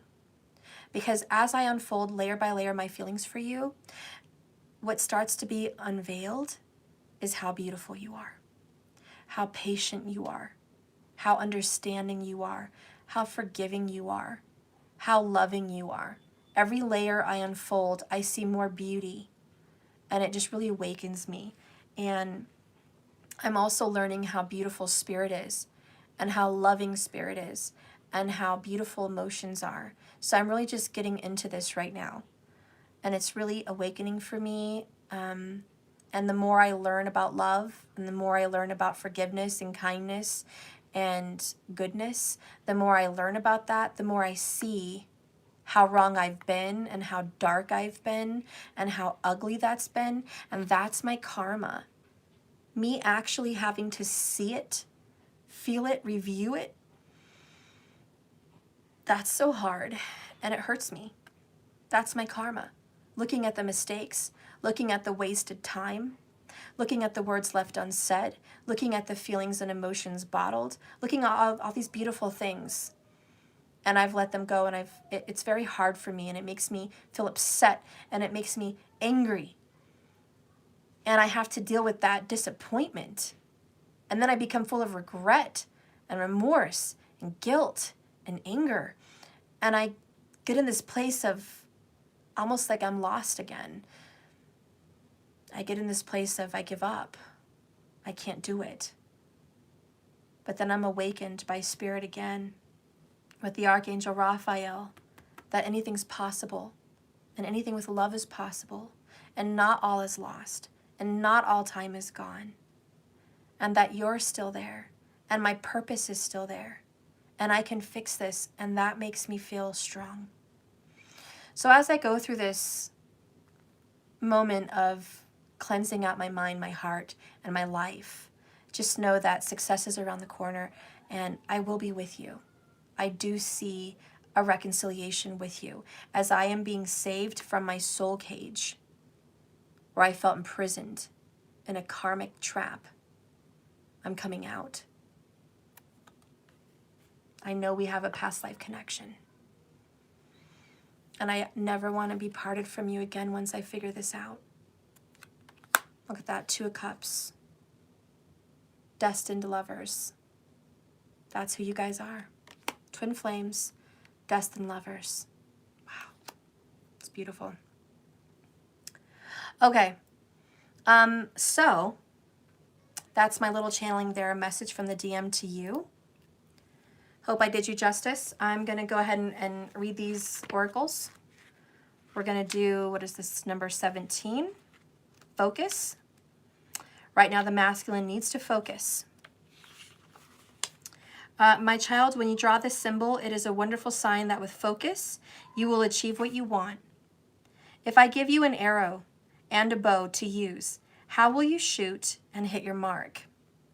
This is a reminder that you must let go of all distractions and have the courage to give it your all. Your arrow will be drawn to whatever you focus on, so keep your eyes on the target. However, remember that you can't control every outcome. Just as the wind can influence the path of your arrow, there are many factors determining the course of your plans. To achieve anything, you must focus, take aim, and let go. And that's what the masculine's doing. Now, again, that's just a warning that anything can happen. Right now, he's focusing on getting rid of this karma and fixing it and getting out of his karmic trap, okay? That focus is good. He's going to keep his eye on the target. But what if something comes in to disrupt that focus? What if the wind shifts? What if something else happens? We have to keep in mind, don't focus on the outcome as much as you're focused on fixing and healing an issue, okay? The next one here is number 39. Success. Yay! You must celebrate now as I do, for you have achieved success, guys. Accomplishments are yours, and you are in a position to reap the rewards of hard work. This symbol of success reminds you that hard work pays off. Being true to yourself and refusing to compromise will yield good things. Choosing this symbol is a wondrous sign that all is well in your life. The symbol requires you to keep working hard, lest you lose the knowledge you have gained. Now is not the time for slacking off. Keep going and celebrate, even in the smallest, tiniest victories. Be proud of yourself, as I am proud of you. And remember, everything you choose will come to be realized. So choose wisely. Aww. I'm loving it. I love it. I think it's pretty much good to go. I'm going to get one romance angel, and then I'll just move on to a couple names. My phone is dying, so I'm probably just going to get a couple right now, and then we'll finish the rest tonight at 7. So I'm really excited. I'm so excited. Okay. Pay attention to the red flags. There is deception. All right, guys. This is what's being dealt with for the masculine right now. Okay? So in this masculine reading, the karmic is finding out the truth. All right? And all those things that were deceptive are coming out. And the karmic is definitely aware and paying attention to the red flags. But so is the masculine. Masculine, you are aware of the deceptions of wearing a mask. You're aware of the deceptions of your karmic wearing a mask. You understand the fakeness, and you understand the cookie cutter karmic trap that you've been in, and you're watching the signs and the synchronicities that are all around you, making you aware of your situation. So that's really what you're in right now, masculine. Just someone in your life is wearing a false self mask in your relationship, and you are now paying attention to those red flags because those signs are cautioning you that the person you either married, had children with, or got with, or left a family for, or whatever your situation is, that karmic person that you're currently with, that person's fake. Or there's deception, or you're fake and you're deceptive towards them. But whatever the dynamic is for you, honey, the signs are cautioning you guys. And that's why I think inevitably this karmic situation will founder. And we have the letting go from the soul cage. You have the drift, which also speaks of letting go again. You have the Axe, a breakthrough. Three of Pentacles, moving on, progressing forward. The Wheel of Fortune, moving on and moving forward, and change. Freedom, which again speaks to me about letting go and moving on. Cleanse after the Karmic card, touching each other. We have commitment with the Ten of Pentacles, Karmic following in Sue after, saying you're committed to a Karmic, and then I have cleanse, okay, which is letting go. At the very end over here, we have death. So there is a current Karmic commitment that you're in, hun. It's going to be over. Like, I'm just letting you know that that is going to be over very soon. It is ending. And you're accepting that, you're learning that. You're also learning that that Karmic situation that you've been in was just a part of a cookie cutter dynamic. And it really wasn't fulfilling, and it wasn't healthy, and it wasn't good. And you realize that it was just a Karmic dynamic, and you want to break that. Now, by all means, embrace your children, wherever they are, with whomever they are. Embrace your children. Because you're going to have to heal that karma that you've put into them, into their lives. You're going to have to help them heal that dynamic.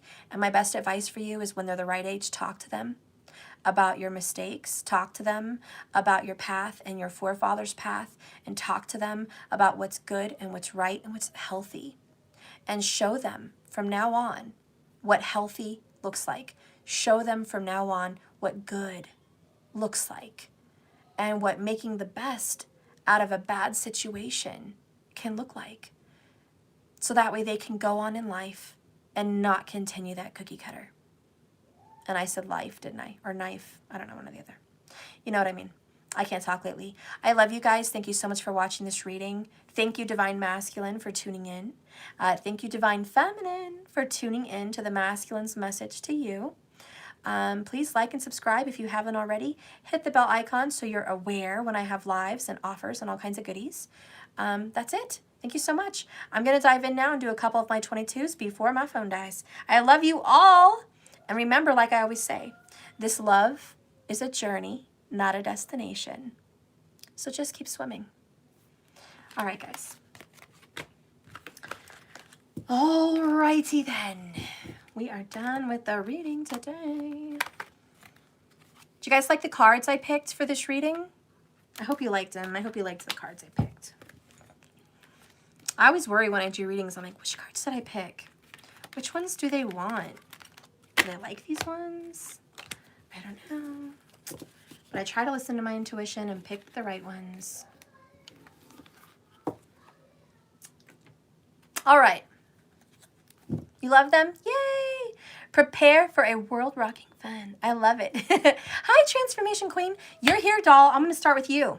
You're the first one I saw, and I know you paid yesterday. So let's do it, Transformation Queen. Hun, what was your question, my sweet? I didn't see it in the notes, so just spit it out here. What was your question that you need answers to? All right, I put your name down, girl. Look at you just coming in, and then we have Chandra. Chandra, are you LaChandra or just Chandra? Because I had a LaChandra pay, so I didn't know if that was you as well. Let me know. Okay. All right. Oh, my channeling was incredible. Yay! Oh, Marcus, that's her? Okay, great. You want to know my karma I have to complete for me to get my love. Girl, I do remember that question. Okay, I'm sorry, girl. All right, Transformation Queen, baby. What karma does Transformation Queen need to complete so she can get her love, so she can get her love on? Keep in mind, it's you and your love. They got to complete their karmas too. But let's go ahead and get it. Let's get it done. Let's get her done. I think for you, I want to pick this particular set also. I feel like Spirit wants to give you some advice with the Akashic Records. Spirit's also telling me that you need to have a reading done with someone that can tap into your Akashic Records.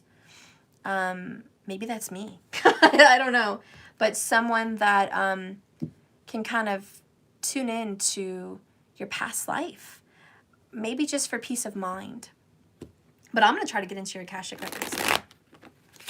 All right, Spirit, what does Lashandra need to do to complete her karma? Ooh, okay. Ooh, girl. You got a devil in your life. Capricorn, check my dental records. Okay. Let's see what's going on, girl. I do see some Capricorn Cancer vibes in here. I don't know what's up with that, but just on a karmic note, when you get a Capricorn Cancer vibration for what karma you need to deal with, it's definitely going to be home and work. Home and work are some of the karmas that need to be dealt with. I'm definitely hearing the word independence and self-sufficient, and maybe even like an entrepreneurship, starting your own business, owning your own home. Those are some things that I think if you don't already have, you need to do, or your person has to do. Okay, but Cancer Capricorn vibe here, very strong. We have the home and union, 4 of Wands. I do know that this is something that has to happen.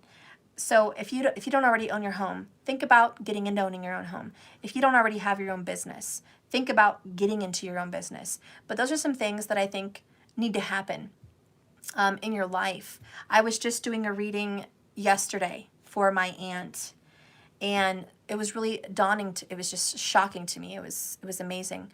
But I looked at her, basically her husband's, her kid's father's chart, and I saw that in his karma, he wasn't fulfilling. Okay. Oh, you have 2 businesses? Yay! Girl, do you own a house? Shoot. You're already halfway done. If that's the deal, you're already halfway done. But, you know, what I was trying to say here is, when I looked at his chart, he was supposed to be like a paramedic or a nurse or a doctor, and he never did it. He just never did it. He tried, but he got into some trouble, and he wasn't able to fulfill it. I think he wanted to be in the military, and he wanted to be a paramedic. He never got to do that, so the rest of his life was just problematic. Anyways, this is kind of how I feel. If you don't address, and you've already got the owning of the business down, but if you don't address owning a home and having that all together, then this karma needs to be cleared. Okay? So Transformation Queen, I'm doing you, girl. I'm not doing somebody else. This is you. Okay? So what I'm saying is you already own, did I get the right message from the right person? Yeah, I'm reading Tiffany. Didn't she say she owns her own business, or did I read somebody else's comment and think it was her? Because I could have done that on accident. Oh, Chandra. Oh, boy, I have 2 businesses. Sorry, I got confused there, but Transformation Queen, these are the cards I pulled for you. Okay?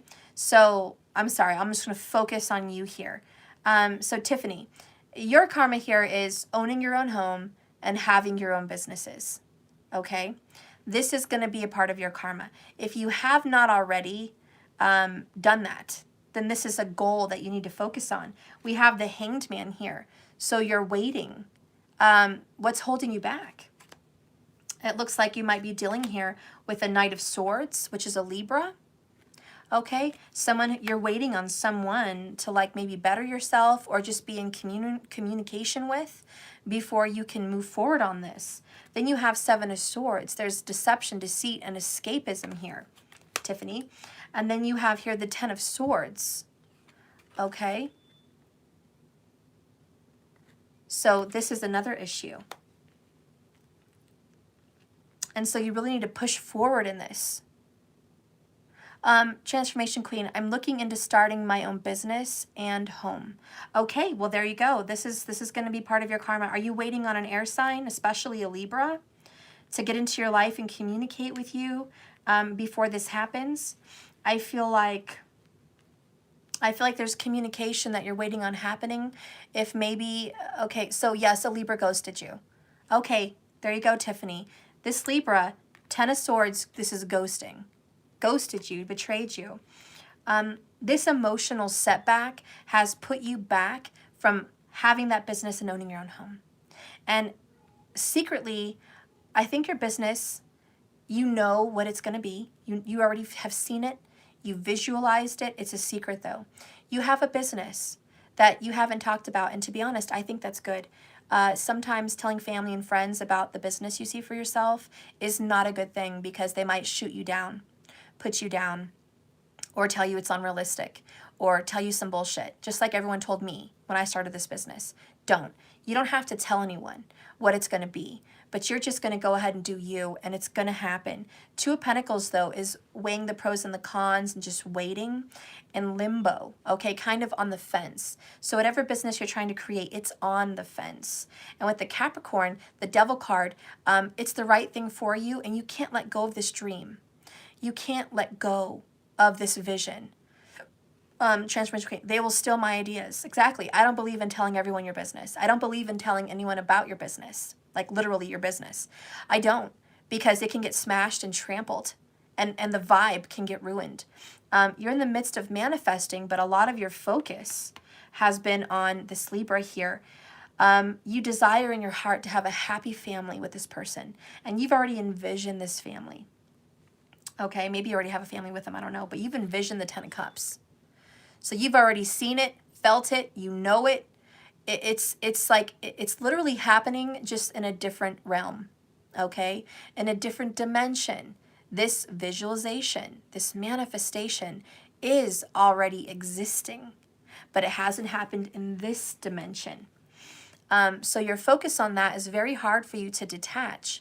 And because you have high feminine traits, high divine feminine, high priestess traits, you are part of your other world, okay, in dream and in a higher dimension of meditation. You're already a part of it, so it's very hard for you to disassociate.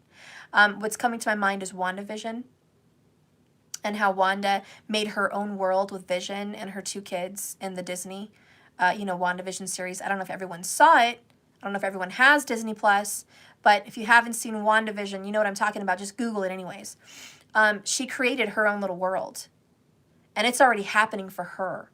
But it's not our reality. And that's kind of how I feel for you, Tiffany, is that you already have your WandaVision reality. You already have this whole dynamic of what a home and a life and a work and a family would be with this person. And because you can't disassociate from that vision, the other stuff aren't happening here in this world. The other things are not taking place. So anyways, you're very attached to him and to your reality and to your spiritual family. With the 4 of Wands, home and structure are so important to you. Super, super, super. If the home situation's not right, everything else goes wrong. I don't want you to go believing that. I want you to get inspired by movies like, what is it with Will Smith and his son? Happiness? No. The Pursuit of Happiness. Because he didn't have shit. And he pursued his business and his dreams. And it happened. And he was sleeping in, public bathrooms and shelters and really pushing himself. So get inspired by movies like that, because you don't have to have your home situation settled before you can create your own situation. What's in store for you is the 6 of Wands, honor. Public. You have a public business coming up for you. You're you're a little bit scared to be on camera. It might be a weight thing. But you actually had dreams of being on camera. You had dreams of being on stage. You had dreams of being a model. You had dreams as a younger person of being vibrant and in the limelight, okay? Some strong Leo vibes there. But it seems like lately you've been carrying some barriers. A lot of cortisol, a lot of depression, a lot of sleepless nights have led to this. But it seems like you're afraid to be put on camera, okay? But you should not be. Put yourself out there. Fuck it. Let everyone see your transformation. You're the transformation queen. Whoever the fuck you are now, that shit's gone. You're transforming into who you're supposed to be, period. And who you want to be. I think who you want to be is more important than who you're supposed to be. So as you transform, okay, that's going to be beautiful and inspiring to many, many, many, many, many, many people. And your business is going to touch many, many people. You're going to help people. Your business may even be along the lines of like a YouTube channel, Maybe starting off with something like that and spiraling off and growing a business online and then business in person. That may be your ticket, but you've been afraid to step into that because you think your emotions have gotten the best of you. You think your home life is just not prepared and ready. When I started this business, I started with nothing. I had one deck of cards and a room and a table, you know, and a sheet, girl. And I started it with a shitty ass iPhone, very old. I'll show you the freaking phone I started this with.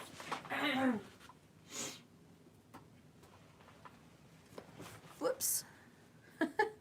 I even have my daughter's, phone case. Yeah, this old ass freaking iPhone.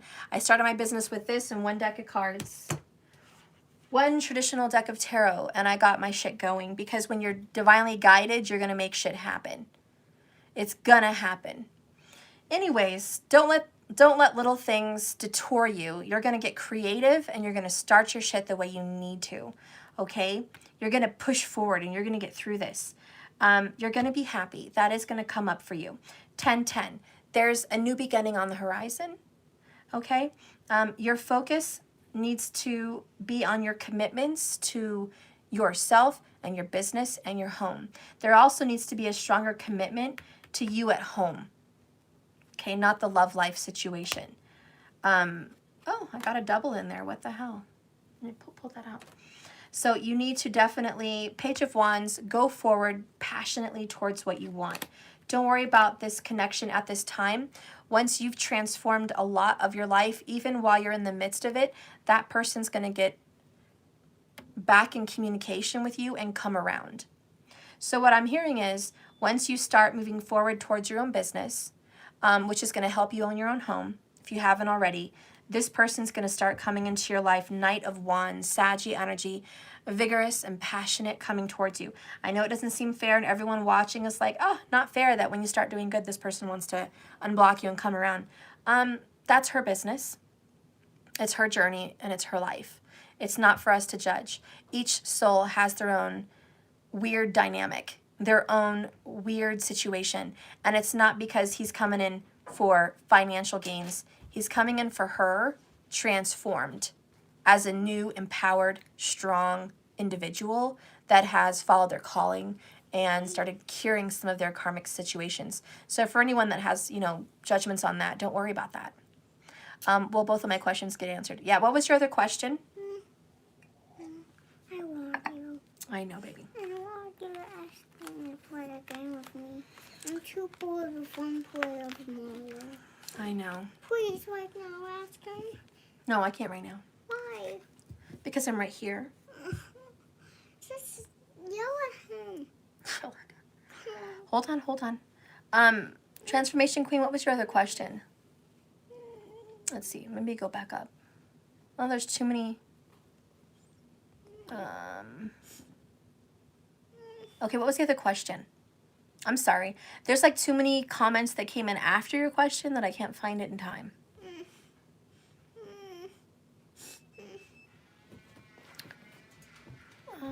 Let's see.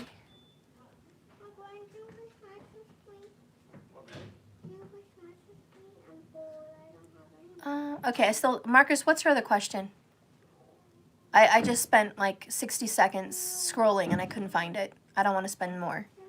You have to ask him. I can't make him play. Oh shoot, I'm just wasting time here. My phone's gonna die.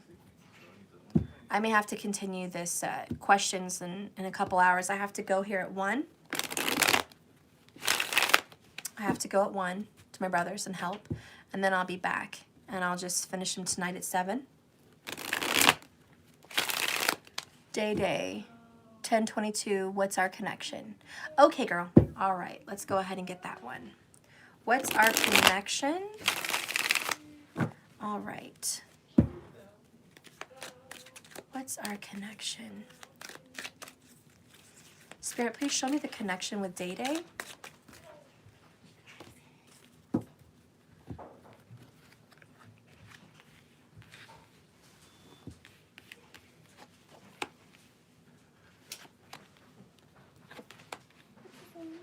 Girl, you keep getting 10 of Cups. You must have strong Cancer somewhere. 10 of Pentacles, 10 of Cups, the Sun. Okay, so I think Day definitely has some Virgo, Leo cusping energy somewhere. But mostly what I'm hearing here is you're very much a mother to this person. I don't know why he sees you as the mother, or you remind him of his mother, or he just sees you as a very divine empress, mothering, nurturing kind of person.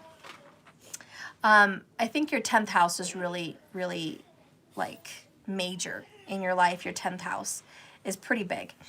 But what I'm feeling, oh, your rising sign is a Cancer. Okay, that makes sense. A lot of Cancer. So yeah, it's natural. Believe me, I'm a Cancer and tropical. It's natural to have people see you as a mother and a nurturer when you're in that vibration. But your connection with him is about growth in family. I think you guys were a family in a past life. I do see a parent-child dynamic between you guys. I want to go really deep into it, but I just feel like there's a child-mother dynamic. Do you feel that connection with him? There could be a past life connection where, one of you guys was the child at one point. With the Sun card, he sees you as his happiness. I even think the Sun means a son in a past life. Maybe you guys shared a son in a past life, or you're going to share a son in this life, but there's just this mothering and the son dynamic, and he definitely feels like he's connected to you from a past life as a husband, or just a role of responsibility, a role of caretaking. Okay, so there's just a caretaking. King of Pentacles, 10 of Pentacles. I must take care of you. Okay, go ask Brandon, please. I can't. With the Magician card. He has to hold. Okay, you need to go in the living room with I him. want to. I'm almost done. I'm sad and I want to. I'm gonna pull. Let's see. One more clarification here with Day.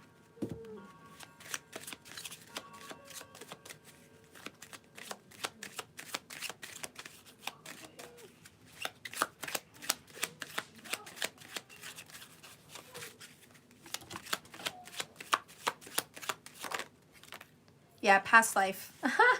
You are my queen. And it's funny because your name's Transformation Queen. Yeah, he definitely feels like you're his queen of Pentacles, but you're the Empress coming in, okay? But you and Day, he sees you as his queen and may even call you his queen, okay? But he sees you as that because the queen in his life is a mother role, okay?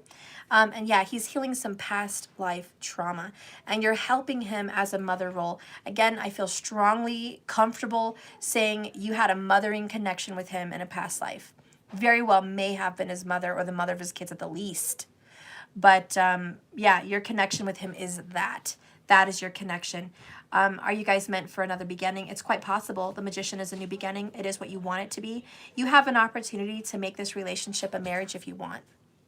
If you want to make this connection a really committed connection, I think he'd say yes. I do feel he's being rejected by you in some sense, maybe, or you're feeling rejected by him, okay? But between you guys, there's a rejection, okay? And you feel like this is just a hopeless situation.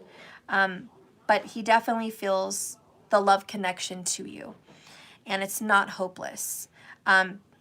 Again, finances and home are very important, okay? The 410 access, believe me, once the situation gets settled with the home and the business, home and the business, once you really do start settling that karma, many of these things are going to work out.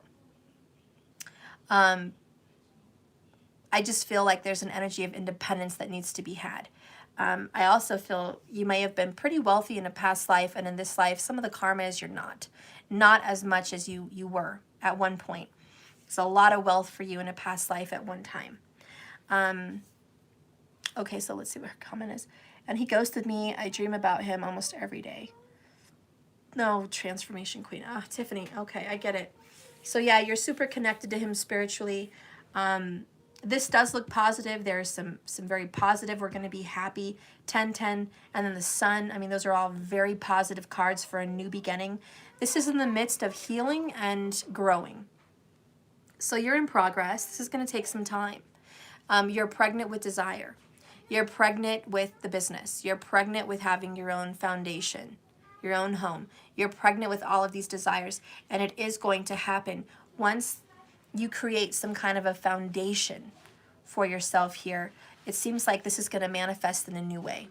There's going to be a new beginning. So anyways, the sun is coming out. You're going to have some satisfaction with your relationship with him. That's what I see. That's what I see for you, girl. That's your connection with him. Okay. Let's see. I'll just do one more here before I go. I think my phone is about to die. But let's see.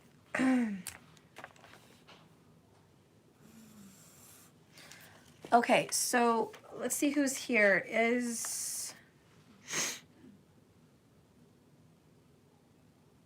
Who's been waiting here?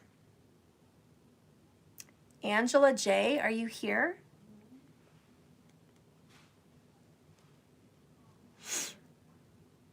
Angela, are you here?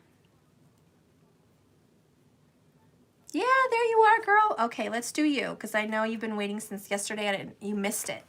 All right, I still have a few more names I'm going to get to tonight at 7, but at least around 7. So, Angela, let's go ahead and dive into you.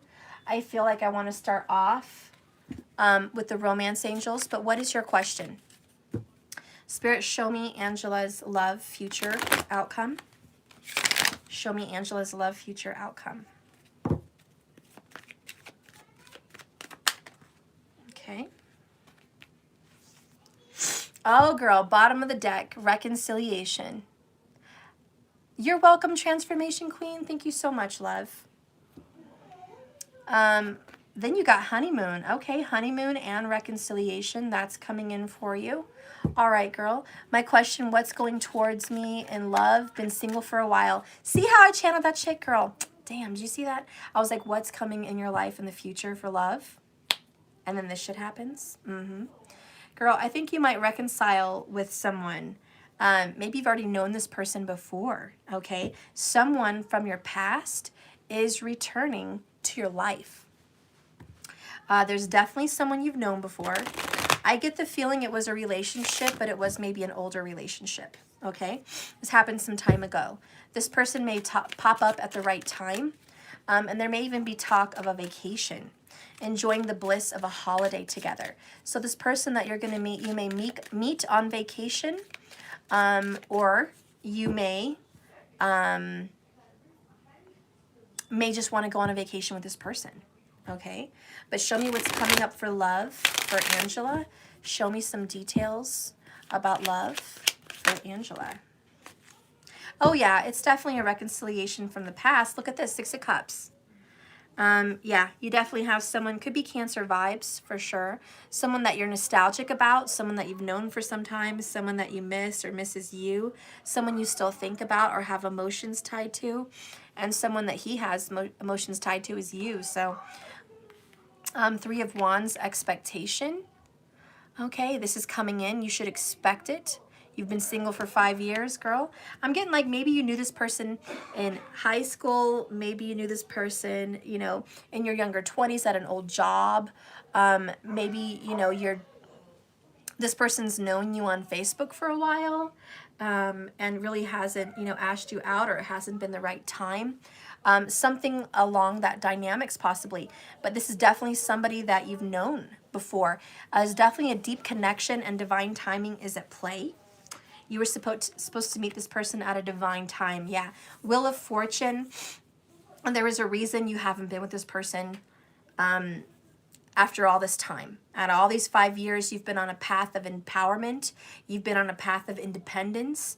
You've been on a path of just having your own business, having your own life, making your own way, owning your own home, being strong in who you are. All of those things. Like, you've been on this path of empowerment and independence. Now that you're getting strong in who you are, you know who your soul is, you're very founded in who you are as a being, this is a time for some movement to come in. Divine timing. Thank you, Guinevere, for the $9.99. Thank you. Girl, we have here ticking time bomb. okay? This is ready to happen. It's ready to explode. You're ready to let this be and just be birthed. You're like, ah, yes, I need this. I need this in my life. Bring me this energy. I'm so ready. Bottom of the deck, Ace of Wands, girl. Girl. I'm just saying, okay? I really feel this person, some strong fire vibes. I'm going to go out on a limb here, and I'm just going to say this is a Leo. This is a Leo. For Vedic, September birthday, for sure. September birthday. In tropical, you know it's August, girl. You know it's August. But there's going to be someone born or, you know, between August and September, okay, that might be a sign. Or you might meet this person around that time frame, August or September. But you have, I feel strongly, a Leo coming into your life. Okay? That's what I feel coming. And I feel like you've known this person before. Could just be a past life connection, or it could be the past period. You've known this person before. It's not a brand spanking shiny new person. This is someone you've already known their name. You've already known them. Okay. You said you paid for somebody else. I didn't see that in the comments. Do you want me to get to that person now since I'm doing you? Or like, I'm all confused. What do you mean you paid for someone? What do you mean, girl? Or did you have a second question? Or what was it? What was, let me see. What was this? I know Aaron Miller paid for Joshua, but I didn't know. You did pay 44, so you had a second question. Was it for someone else? Dang, I wonder who it is, but thank you so much. You're welcome. Yeah, you paid for the 44, honey. Was that your second question or for someone? Oh, thanks to Angela. Hi, Steph. I'm asking about my twin flame. Thanks to Angela. Okay. All right. Well, Angela, yeah, I would like to know who that person is too. All I know is this person has some strong Leo. All right. So let us know. Keep us in touch. Search your folders. Search your Facebook. See who's been flirting with you.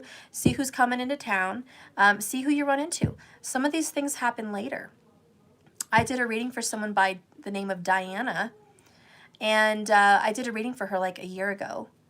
And she just messaged me, wow, it finally makes sense. See, sometimes these readings haven't happened yet.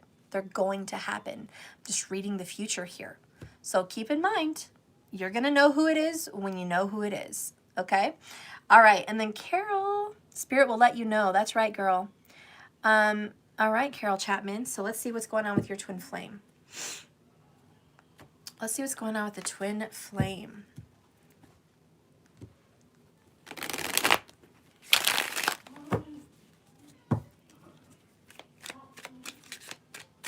Show me the twin flame here for Carol.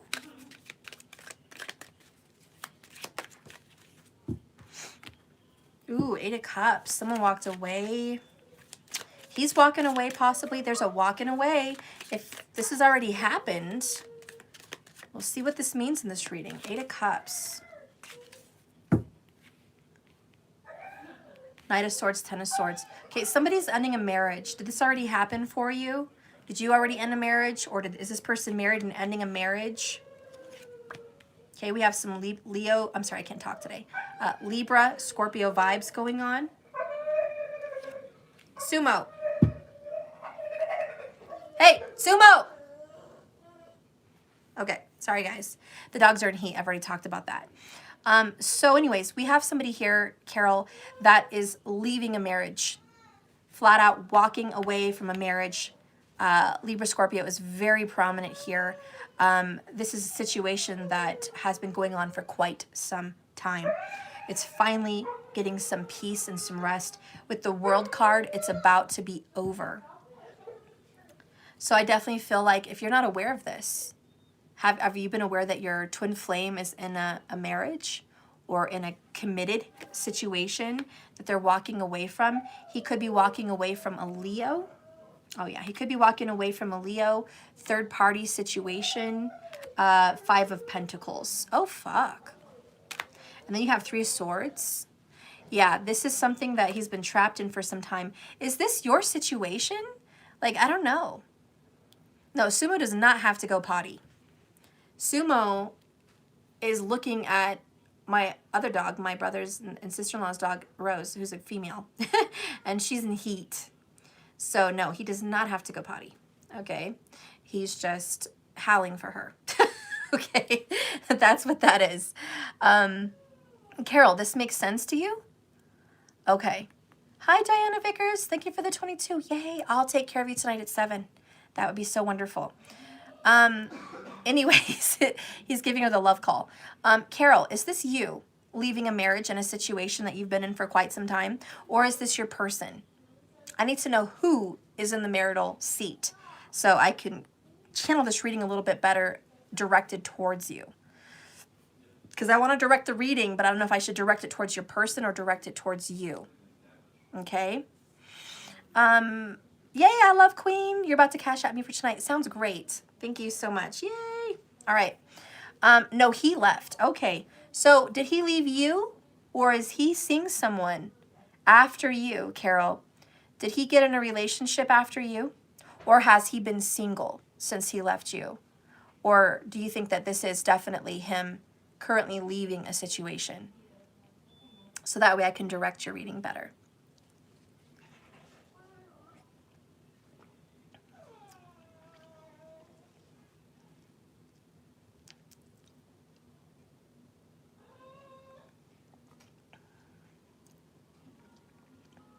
Oh, Aaron Miller's here.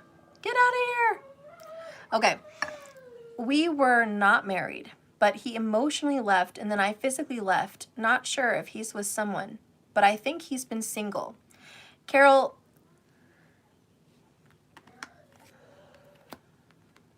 okay.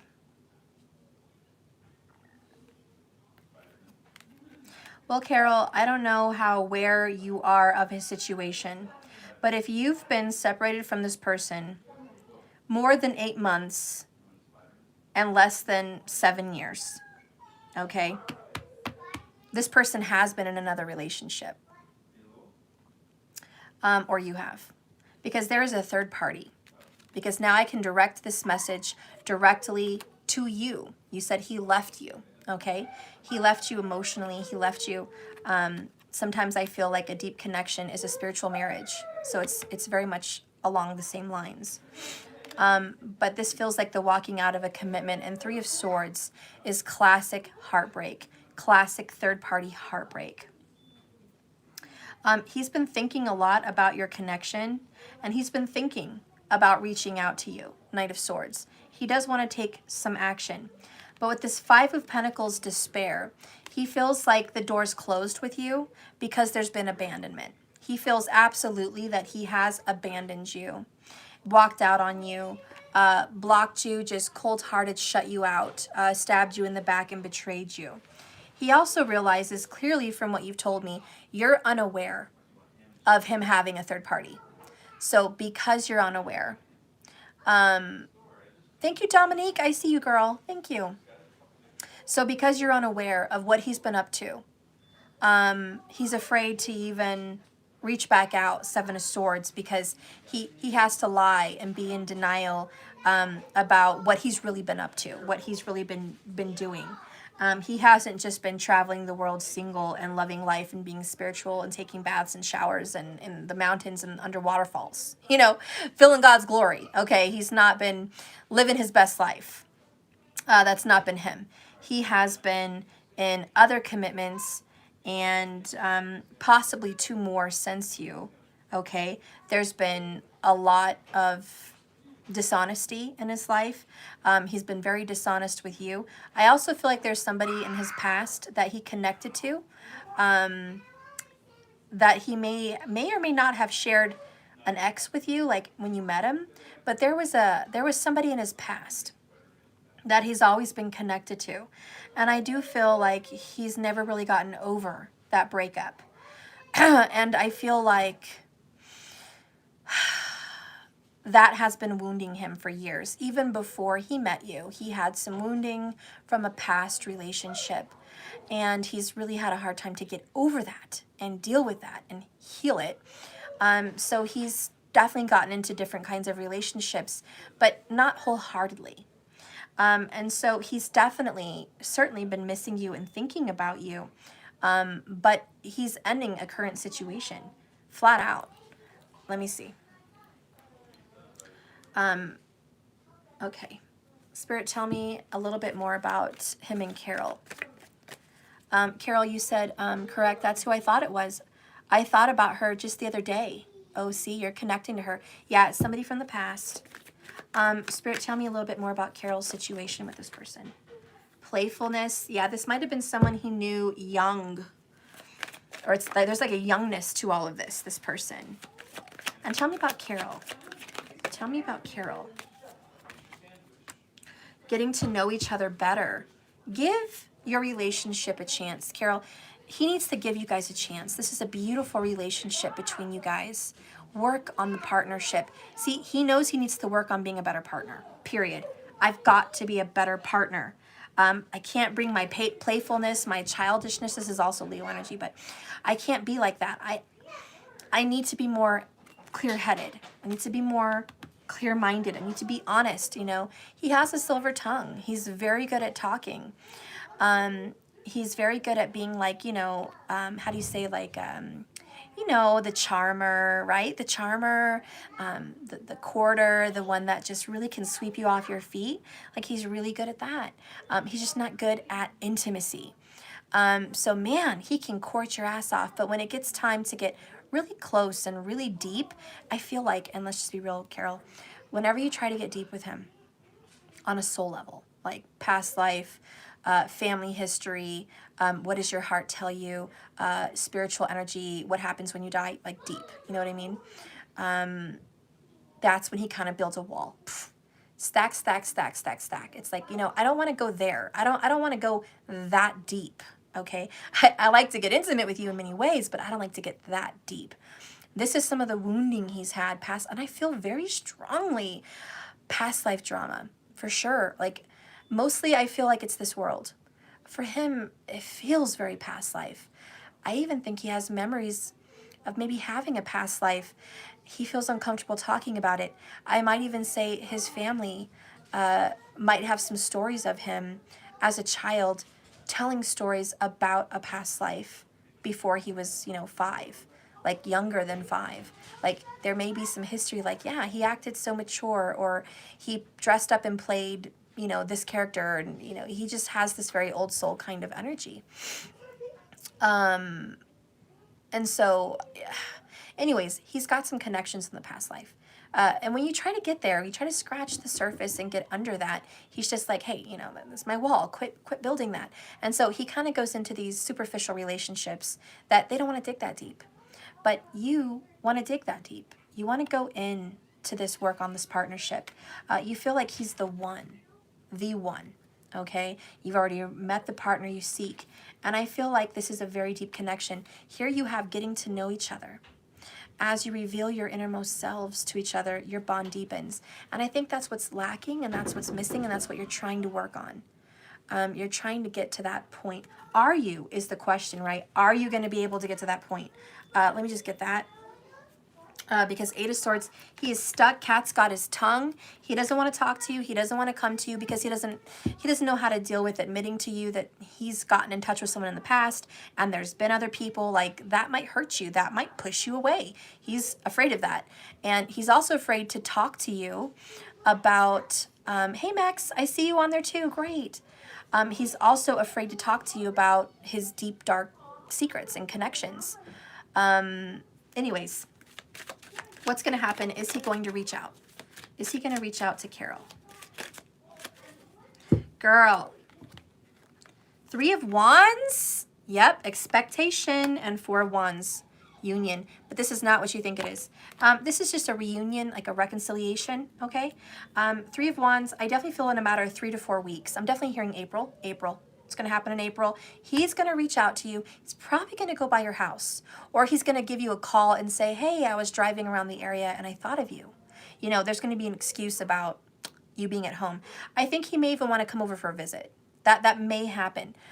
This may seem a little shocking right now because you haven't heard from him, but this may very well happen because he has been thinking about you and you're connecting with him. You've already mentioned you thought about his ex recently. That popped into your head because he's preparing on what to say to you about her. okay? You've already been feeling a deeper connection, like something's going to happen. You're like, oh my God, I feel like this is weird. We're building up to something. We're building up to another connection. Yes, you are. You're feeling that. So it's building up. It's climaxing, and it's going to get there. So he is going to reach out to you. I don't know what else to say but that. He is. It's going to happen. So look at that. You met in April of 2013? Oh my gosh. That's crazy. And then he might show up again in April. You know why? Because divine timing, right? Fate. Weird little happenings. Weird little happenings. It's like a doorway opening, girl. Okay. I'm going to do Aaron Miller before my phone dies because I've been trying to get you, girl, since the last reading. I'm like, Aaron, where are you? Aaron, are you here? So let's get you done so I can just cross you out, girl. And then tonight I'll finish the rest. Okay? All right. It is a closed list now. I'm not accepting any more. Okay? So that's it, guys. Thank you so much, though. All right. So, Aaron Miller, are you here? Oh, you're welcome, Carol. Okay. So, Aaron, where are you, girl? Are you here? Are you still here? Because she popped in and said hi. If I lose her again, oh, she went back to work. Of course she did. Markers. Of course she did. Hi, Laura. Man, if Aaron Miller went to work, man, I missed her again. I feel like spanking my own self right now. Yeah, she had to work shit. That's okay. I'll catch her tonight. If you see her, let her know. She'll be the first one on my list tonight. Okay? All right, guys. Well, that's it for today. I should go ahead and get ready to go to my brother's house. Oh, hey, Aaron, you're back. You're back. Do you want to do the reading now, or do you want to wait till tonight, love? She's here. You want to do it now, Aaron? It won't take that long. Just give me your question so I can cross you off, girl. And then Eva would be the first person tonight. So Eva, if you're watching, you'll be the first person tonight on the list. And then LaShondra. Okay. Go do you? Okay, go. What? Just check in on Josh and I. Okay, yeah, let's do it. We're going to check in on Josh and you. Spirit, please connect me to Aaron Miller and Josh. Please connect me to Aaron Miller and Josh. Please connect me to Aaron Miller and Josh. Aaron Miller and Josh. Aaron Miller and Josh. Aaron Miller and Josh. Yeah, 2. Yeah. Bottom of the deck, 2 of Wands, the Path. Getting on track. Josh is getting on track. He's currently having some issues getting his life together and in order. He's trying to make sense of a lot of clutter in his life.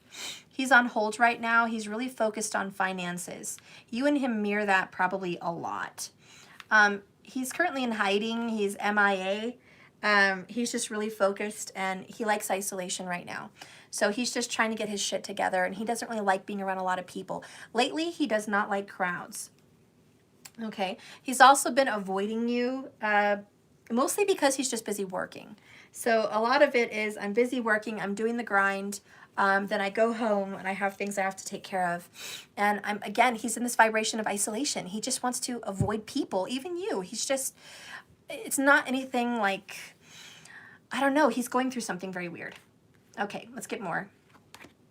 The Moon card, yeah, isolation, loner, going through emotions, howling at the moon at night. He's going through a lot of emotions. That's what he's going through. So he's currently addressing a bottled up bottle of emotions, and he's unscrewing the top. He's unscrewing the lid, getting into it. He wants to know what's up.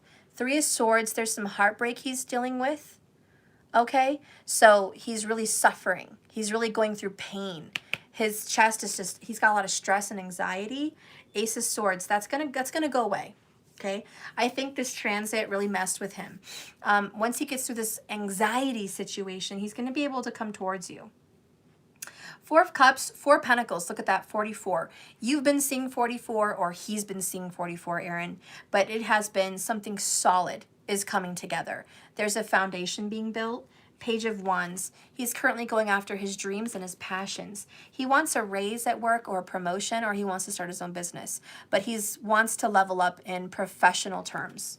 Okay? Then I have here Knight of Swords. God, I've got a lot of cards here. He's taking moves really quickly towards who he wants to spend the rest of his life with. He's thinking about commitment. He wants to commit to someone that he can build a life with. So he's really thinking about a house, a future house. 3 of Pentacles. He wants a very big house. I definitely feel money is here. Is he part of a family that has a lot of money? I feel like he does. I feel like the house he wants is no normal house. I'm seeing a very huge front door, like these big steps. I even feel like marble. I don't know, like it feels very big to me. The front entry and the front door feel like 20 feet. Like it's just very tall, very big, you know, or more. He's dreaming of this. He's manifesting this. He really wants to make some good money and have a very nice home. He's currently thinking about moving and getting into a very big home. Okay, so he really wants to upgrade for real. Okay, he really wants a serious upgrade. Career, money, life, status, that's his focus. He's really just on the grind. I think he's been working out. Okay, so he's really been tuning into his body, so just physical. And he really wants to master that. He's mastering himself. He's seeing how far he can push himself, how far he can endure. He's testing his endurance. Anyways, he is thinking about a commitment with somebody that would fit his new lifestyle that he's trying to create. Knight of Cups. He's ready to make a love offer. He wants to make a love offer. This might even be an engagement or just a relationship. Who am I going to spend my life with? I think there's a lot of questions in his head. The page is, I'm curious, what do I want? I'm really striving to say that he's figuring out what he wants and he's searching his secret desires. He has not figured out his feelings yet, but he is. Let's get a question about how he feels about you.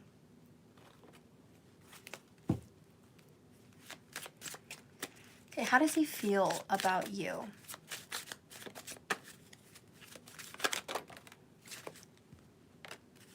I dream of you all the time. So there's this very deep spiritual connection with the moon card. And then I have, sorry about that. Let me just close the door real quick. Let me get that. Okay, sorry about that. Okay. So he dreams of you all the time. And we have, please be patient with me. Okay, so please be patient with me. And yeah, he just needs some more time. Also, we have Spirit is helping me. It's kind of how he feels about you, okay? Bottom of the deck, it will happen in divine time. So again, yeah, he's just asking for some more time, girl. He's just really focused on himself. But I'm sure you're asking, well, how does he feel about me emotionally? Because we're not talking, right? I don't think you guys are talking. So what is his feelings towards you emotionally? Free yourself. Oh, worth waiting for. Whew, how many confirmations do you need? Look at that. Both of these talk about divine timing. Like, he's really just Mr. Schedule. I'm getting a bunch of kisses. Free yourself. It's Mama, time to take back control in your life. I want the shrimp in a bowl of milk. And a bowl of milk? Oh, you want to, okay. I want you to do it with me. Okay. Okay, you little sweet baby kick. I'm done. Okay. Okay. Do it. Okay, so anyways, Aaron Miller. Do it. No. Okay, so he loves you, and all I have to say is how he feels about you. He just needs more time to figure out his feelings. Spirit's helping him figure them out. This is really the truth. How he feels about you is, I am thinking about you. I miss you, but please be patient. Just give me some time here. Time. It's all about time for him. I really think this relationship is worth waiting for. My advice on the proper kind of waiting is just doing you, freeing yourself. God, when you're in a vibration of just beauty and joy and freedom and zest and just going for the gold for yourself, like, woo, that is so, I can't even describe the level of attraction, not just, physically, sexually, but just the attraction of a soul to a soul. That is intoxicating. it is, you can't get enough of it. So I think once you are just vibing in that vibe, boom, he's there. Because he's trying to get into that vibe, loving himself, being endurance, you know, just going for the gold, trying to attain more. And it's like when both of you are on that vibe, boom, you're both going to attain it together like clockwork. So anyways, I do think he loves you. He misses you. He's really healing. He's got some hurts, some old wounds. I feel like he feels bad about some things he said to you, and that does cross his mind. He doesn't want to reach out and let you know that yet, but he does think about some conversations you've had, and that's really the only relationship he's having. He's not having another relationship intimately, okay? The relationship that he's having is with you, but it's spiritual, and it's mostly just right now kind of replaying the past, feeling stuck, reflecting, getting a different perspective, and just trying to fix himself. But when he thinks about love, or he thinks about a connection with someone, connection with a woman, it's you. And he definitely thinks about some hurtful things that he said, and he feels bad about it. And he kind of thinks to himself, you know, I want to make it better for her.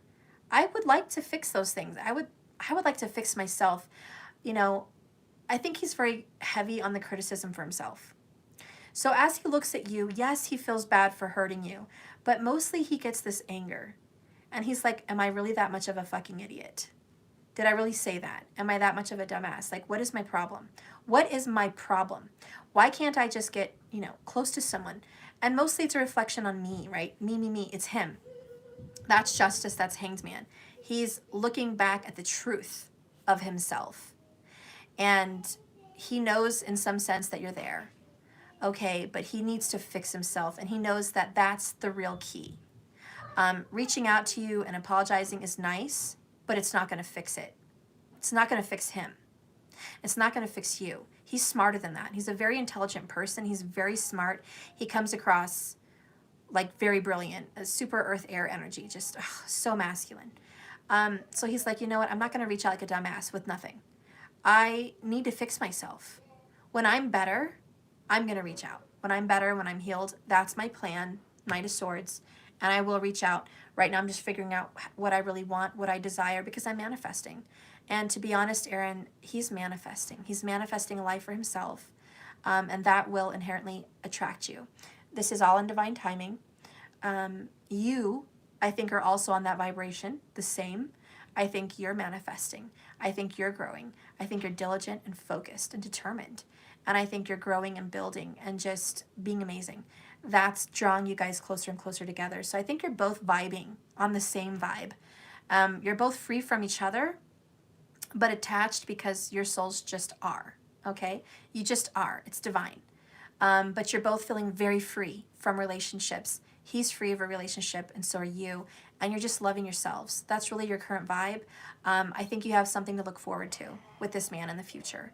I do think you guys are going to have a relationship, long-lasting, committed, and in a very nice home. Very, very nice home, and enjoying a very nice life together, to be honest. I do think that's your future. I think that's the path that you're on. So anyways, that is your reading, Aaron. I love you guys. I'm going to go. My phone is about to die. Maddie's bugging me. He needs milk. He needs a nap. I need to get dressed and go to my brother's, and all this. I'll see you guys tonight at 7.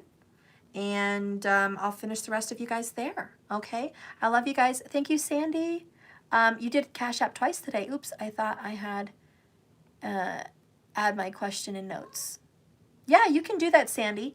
Or just put your question in the comments. That works. I got you, girl. Okay, I gotta go, guys. I love you. Thanks so much. Bye. Oh, gosh.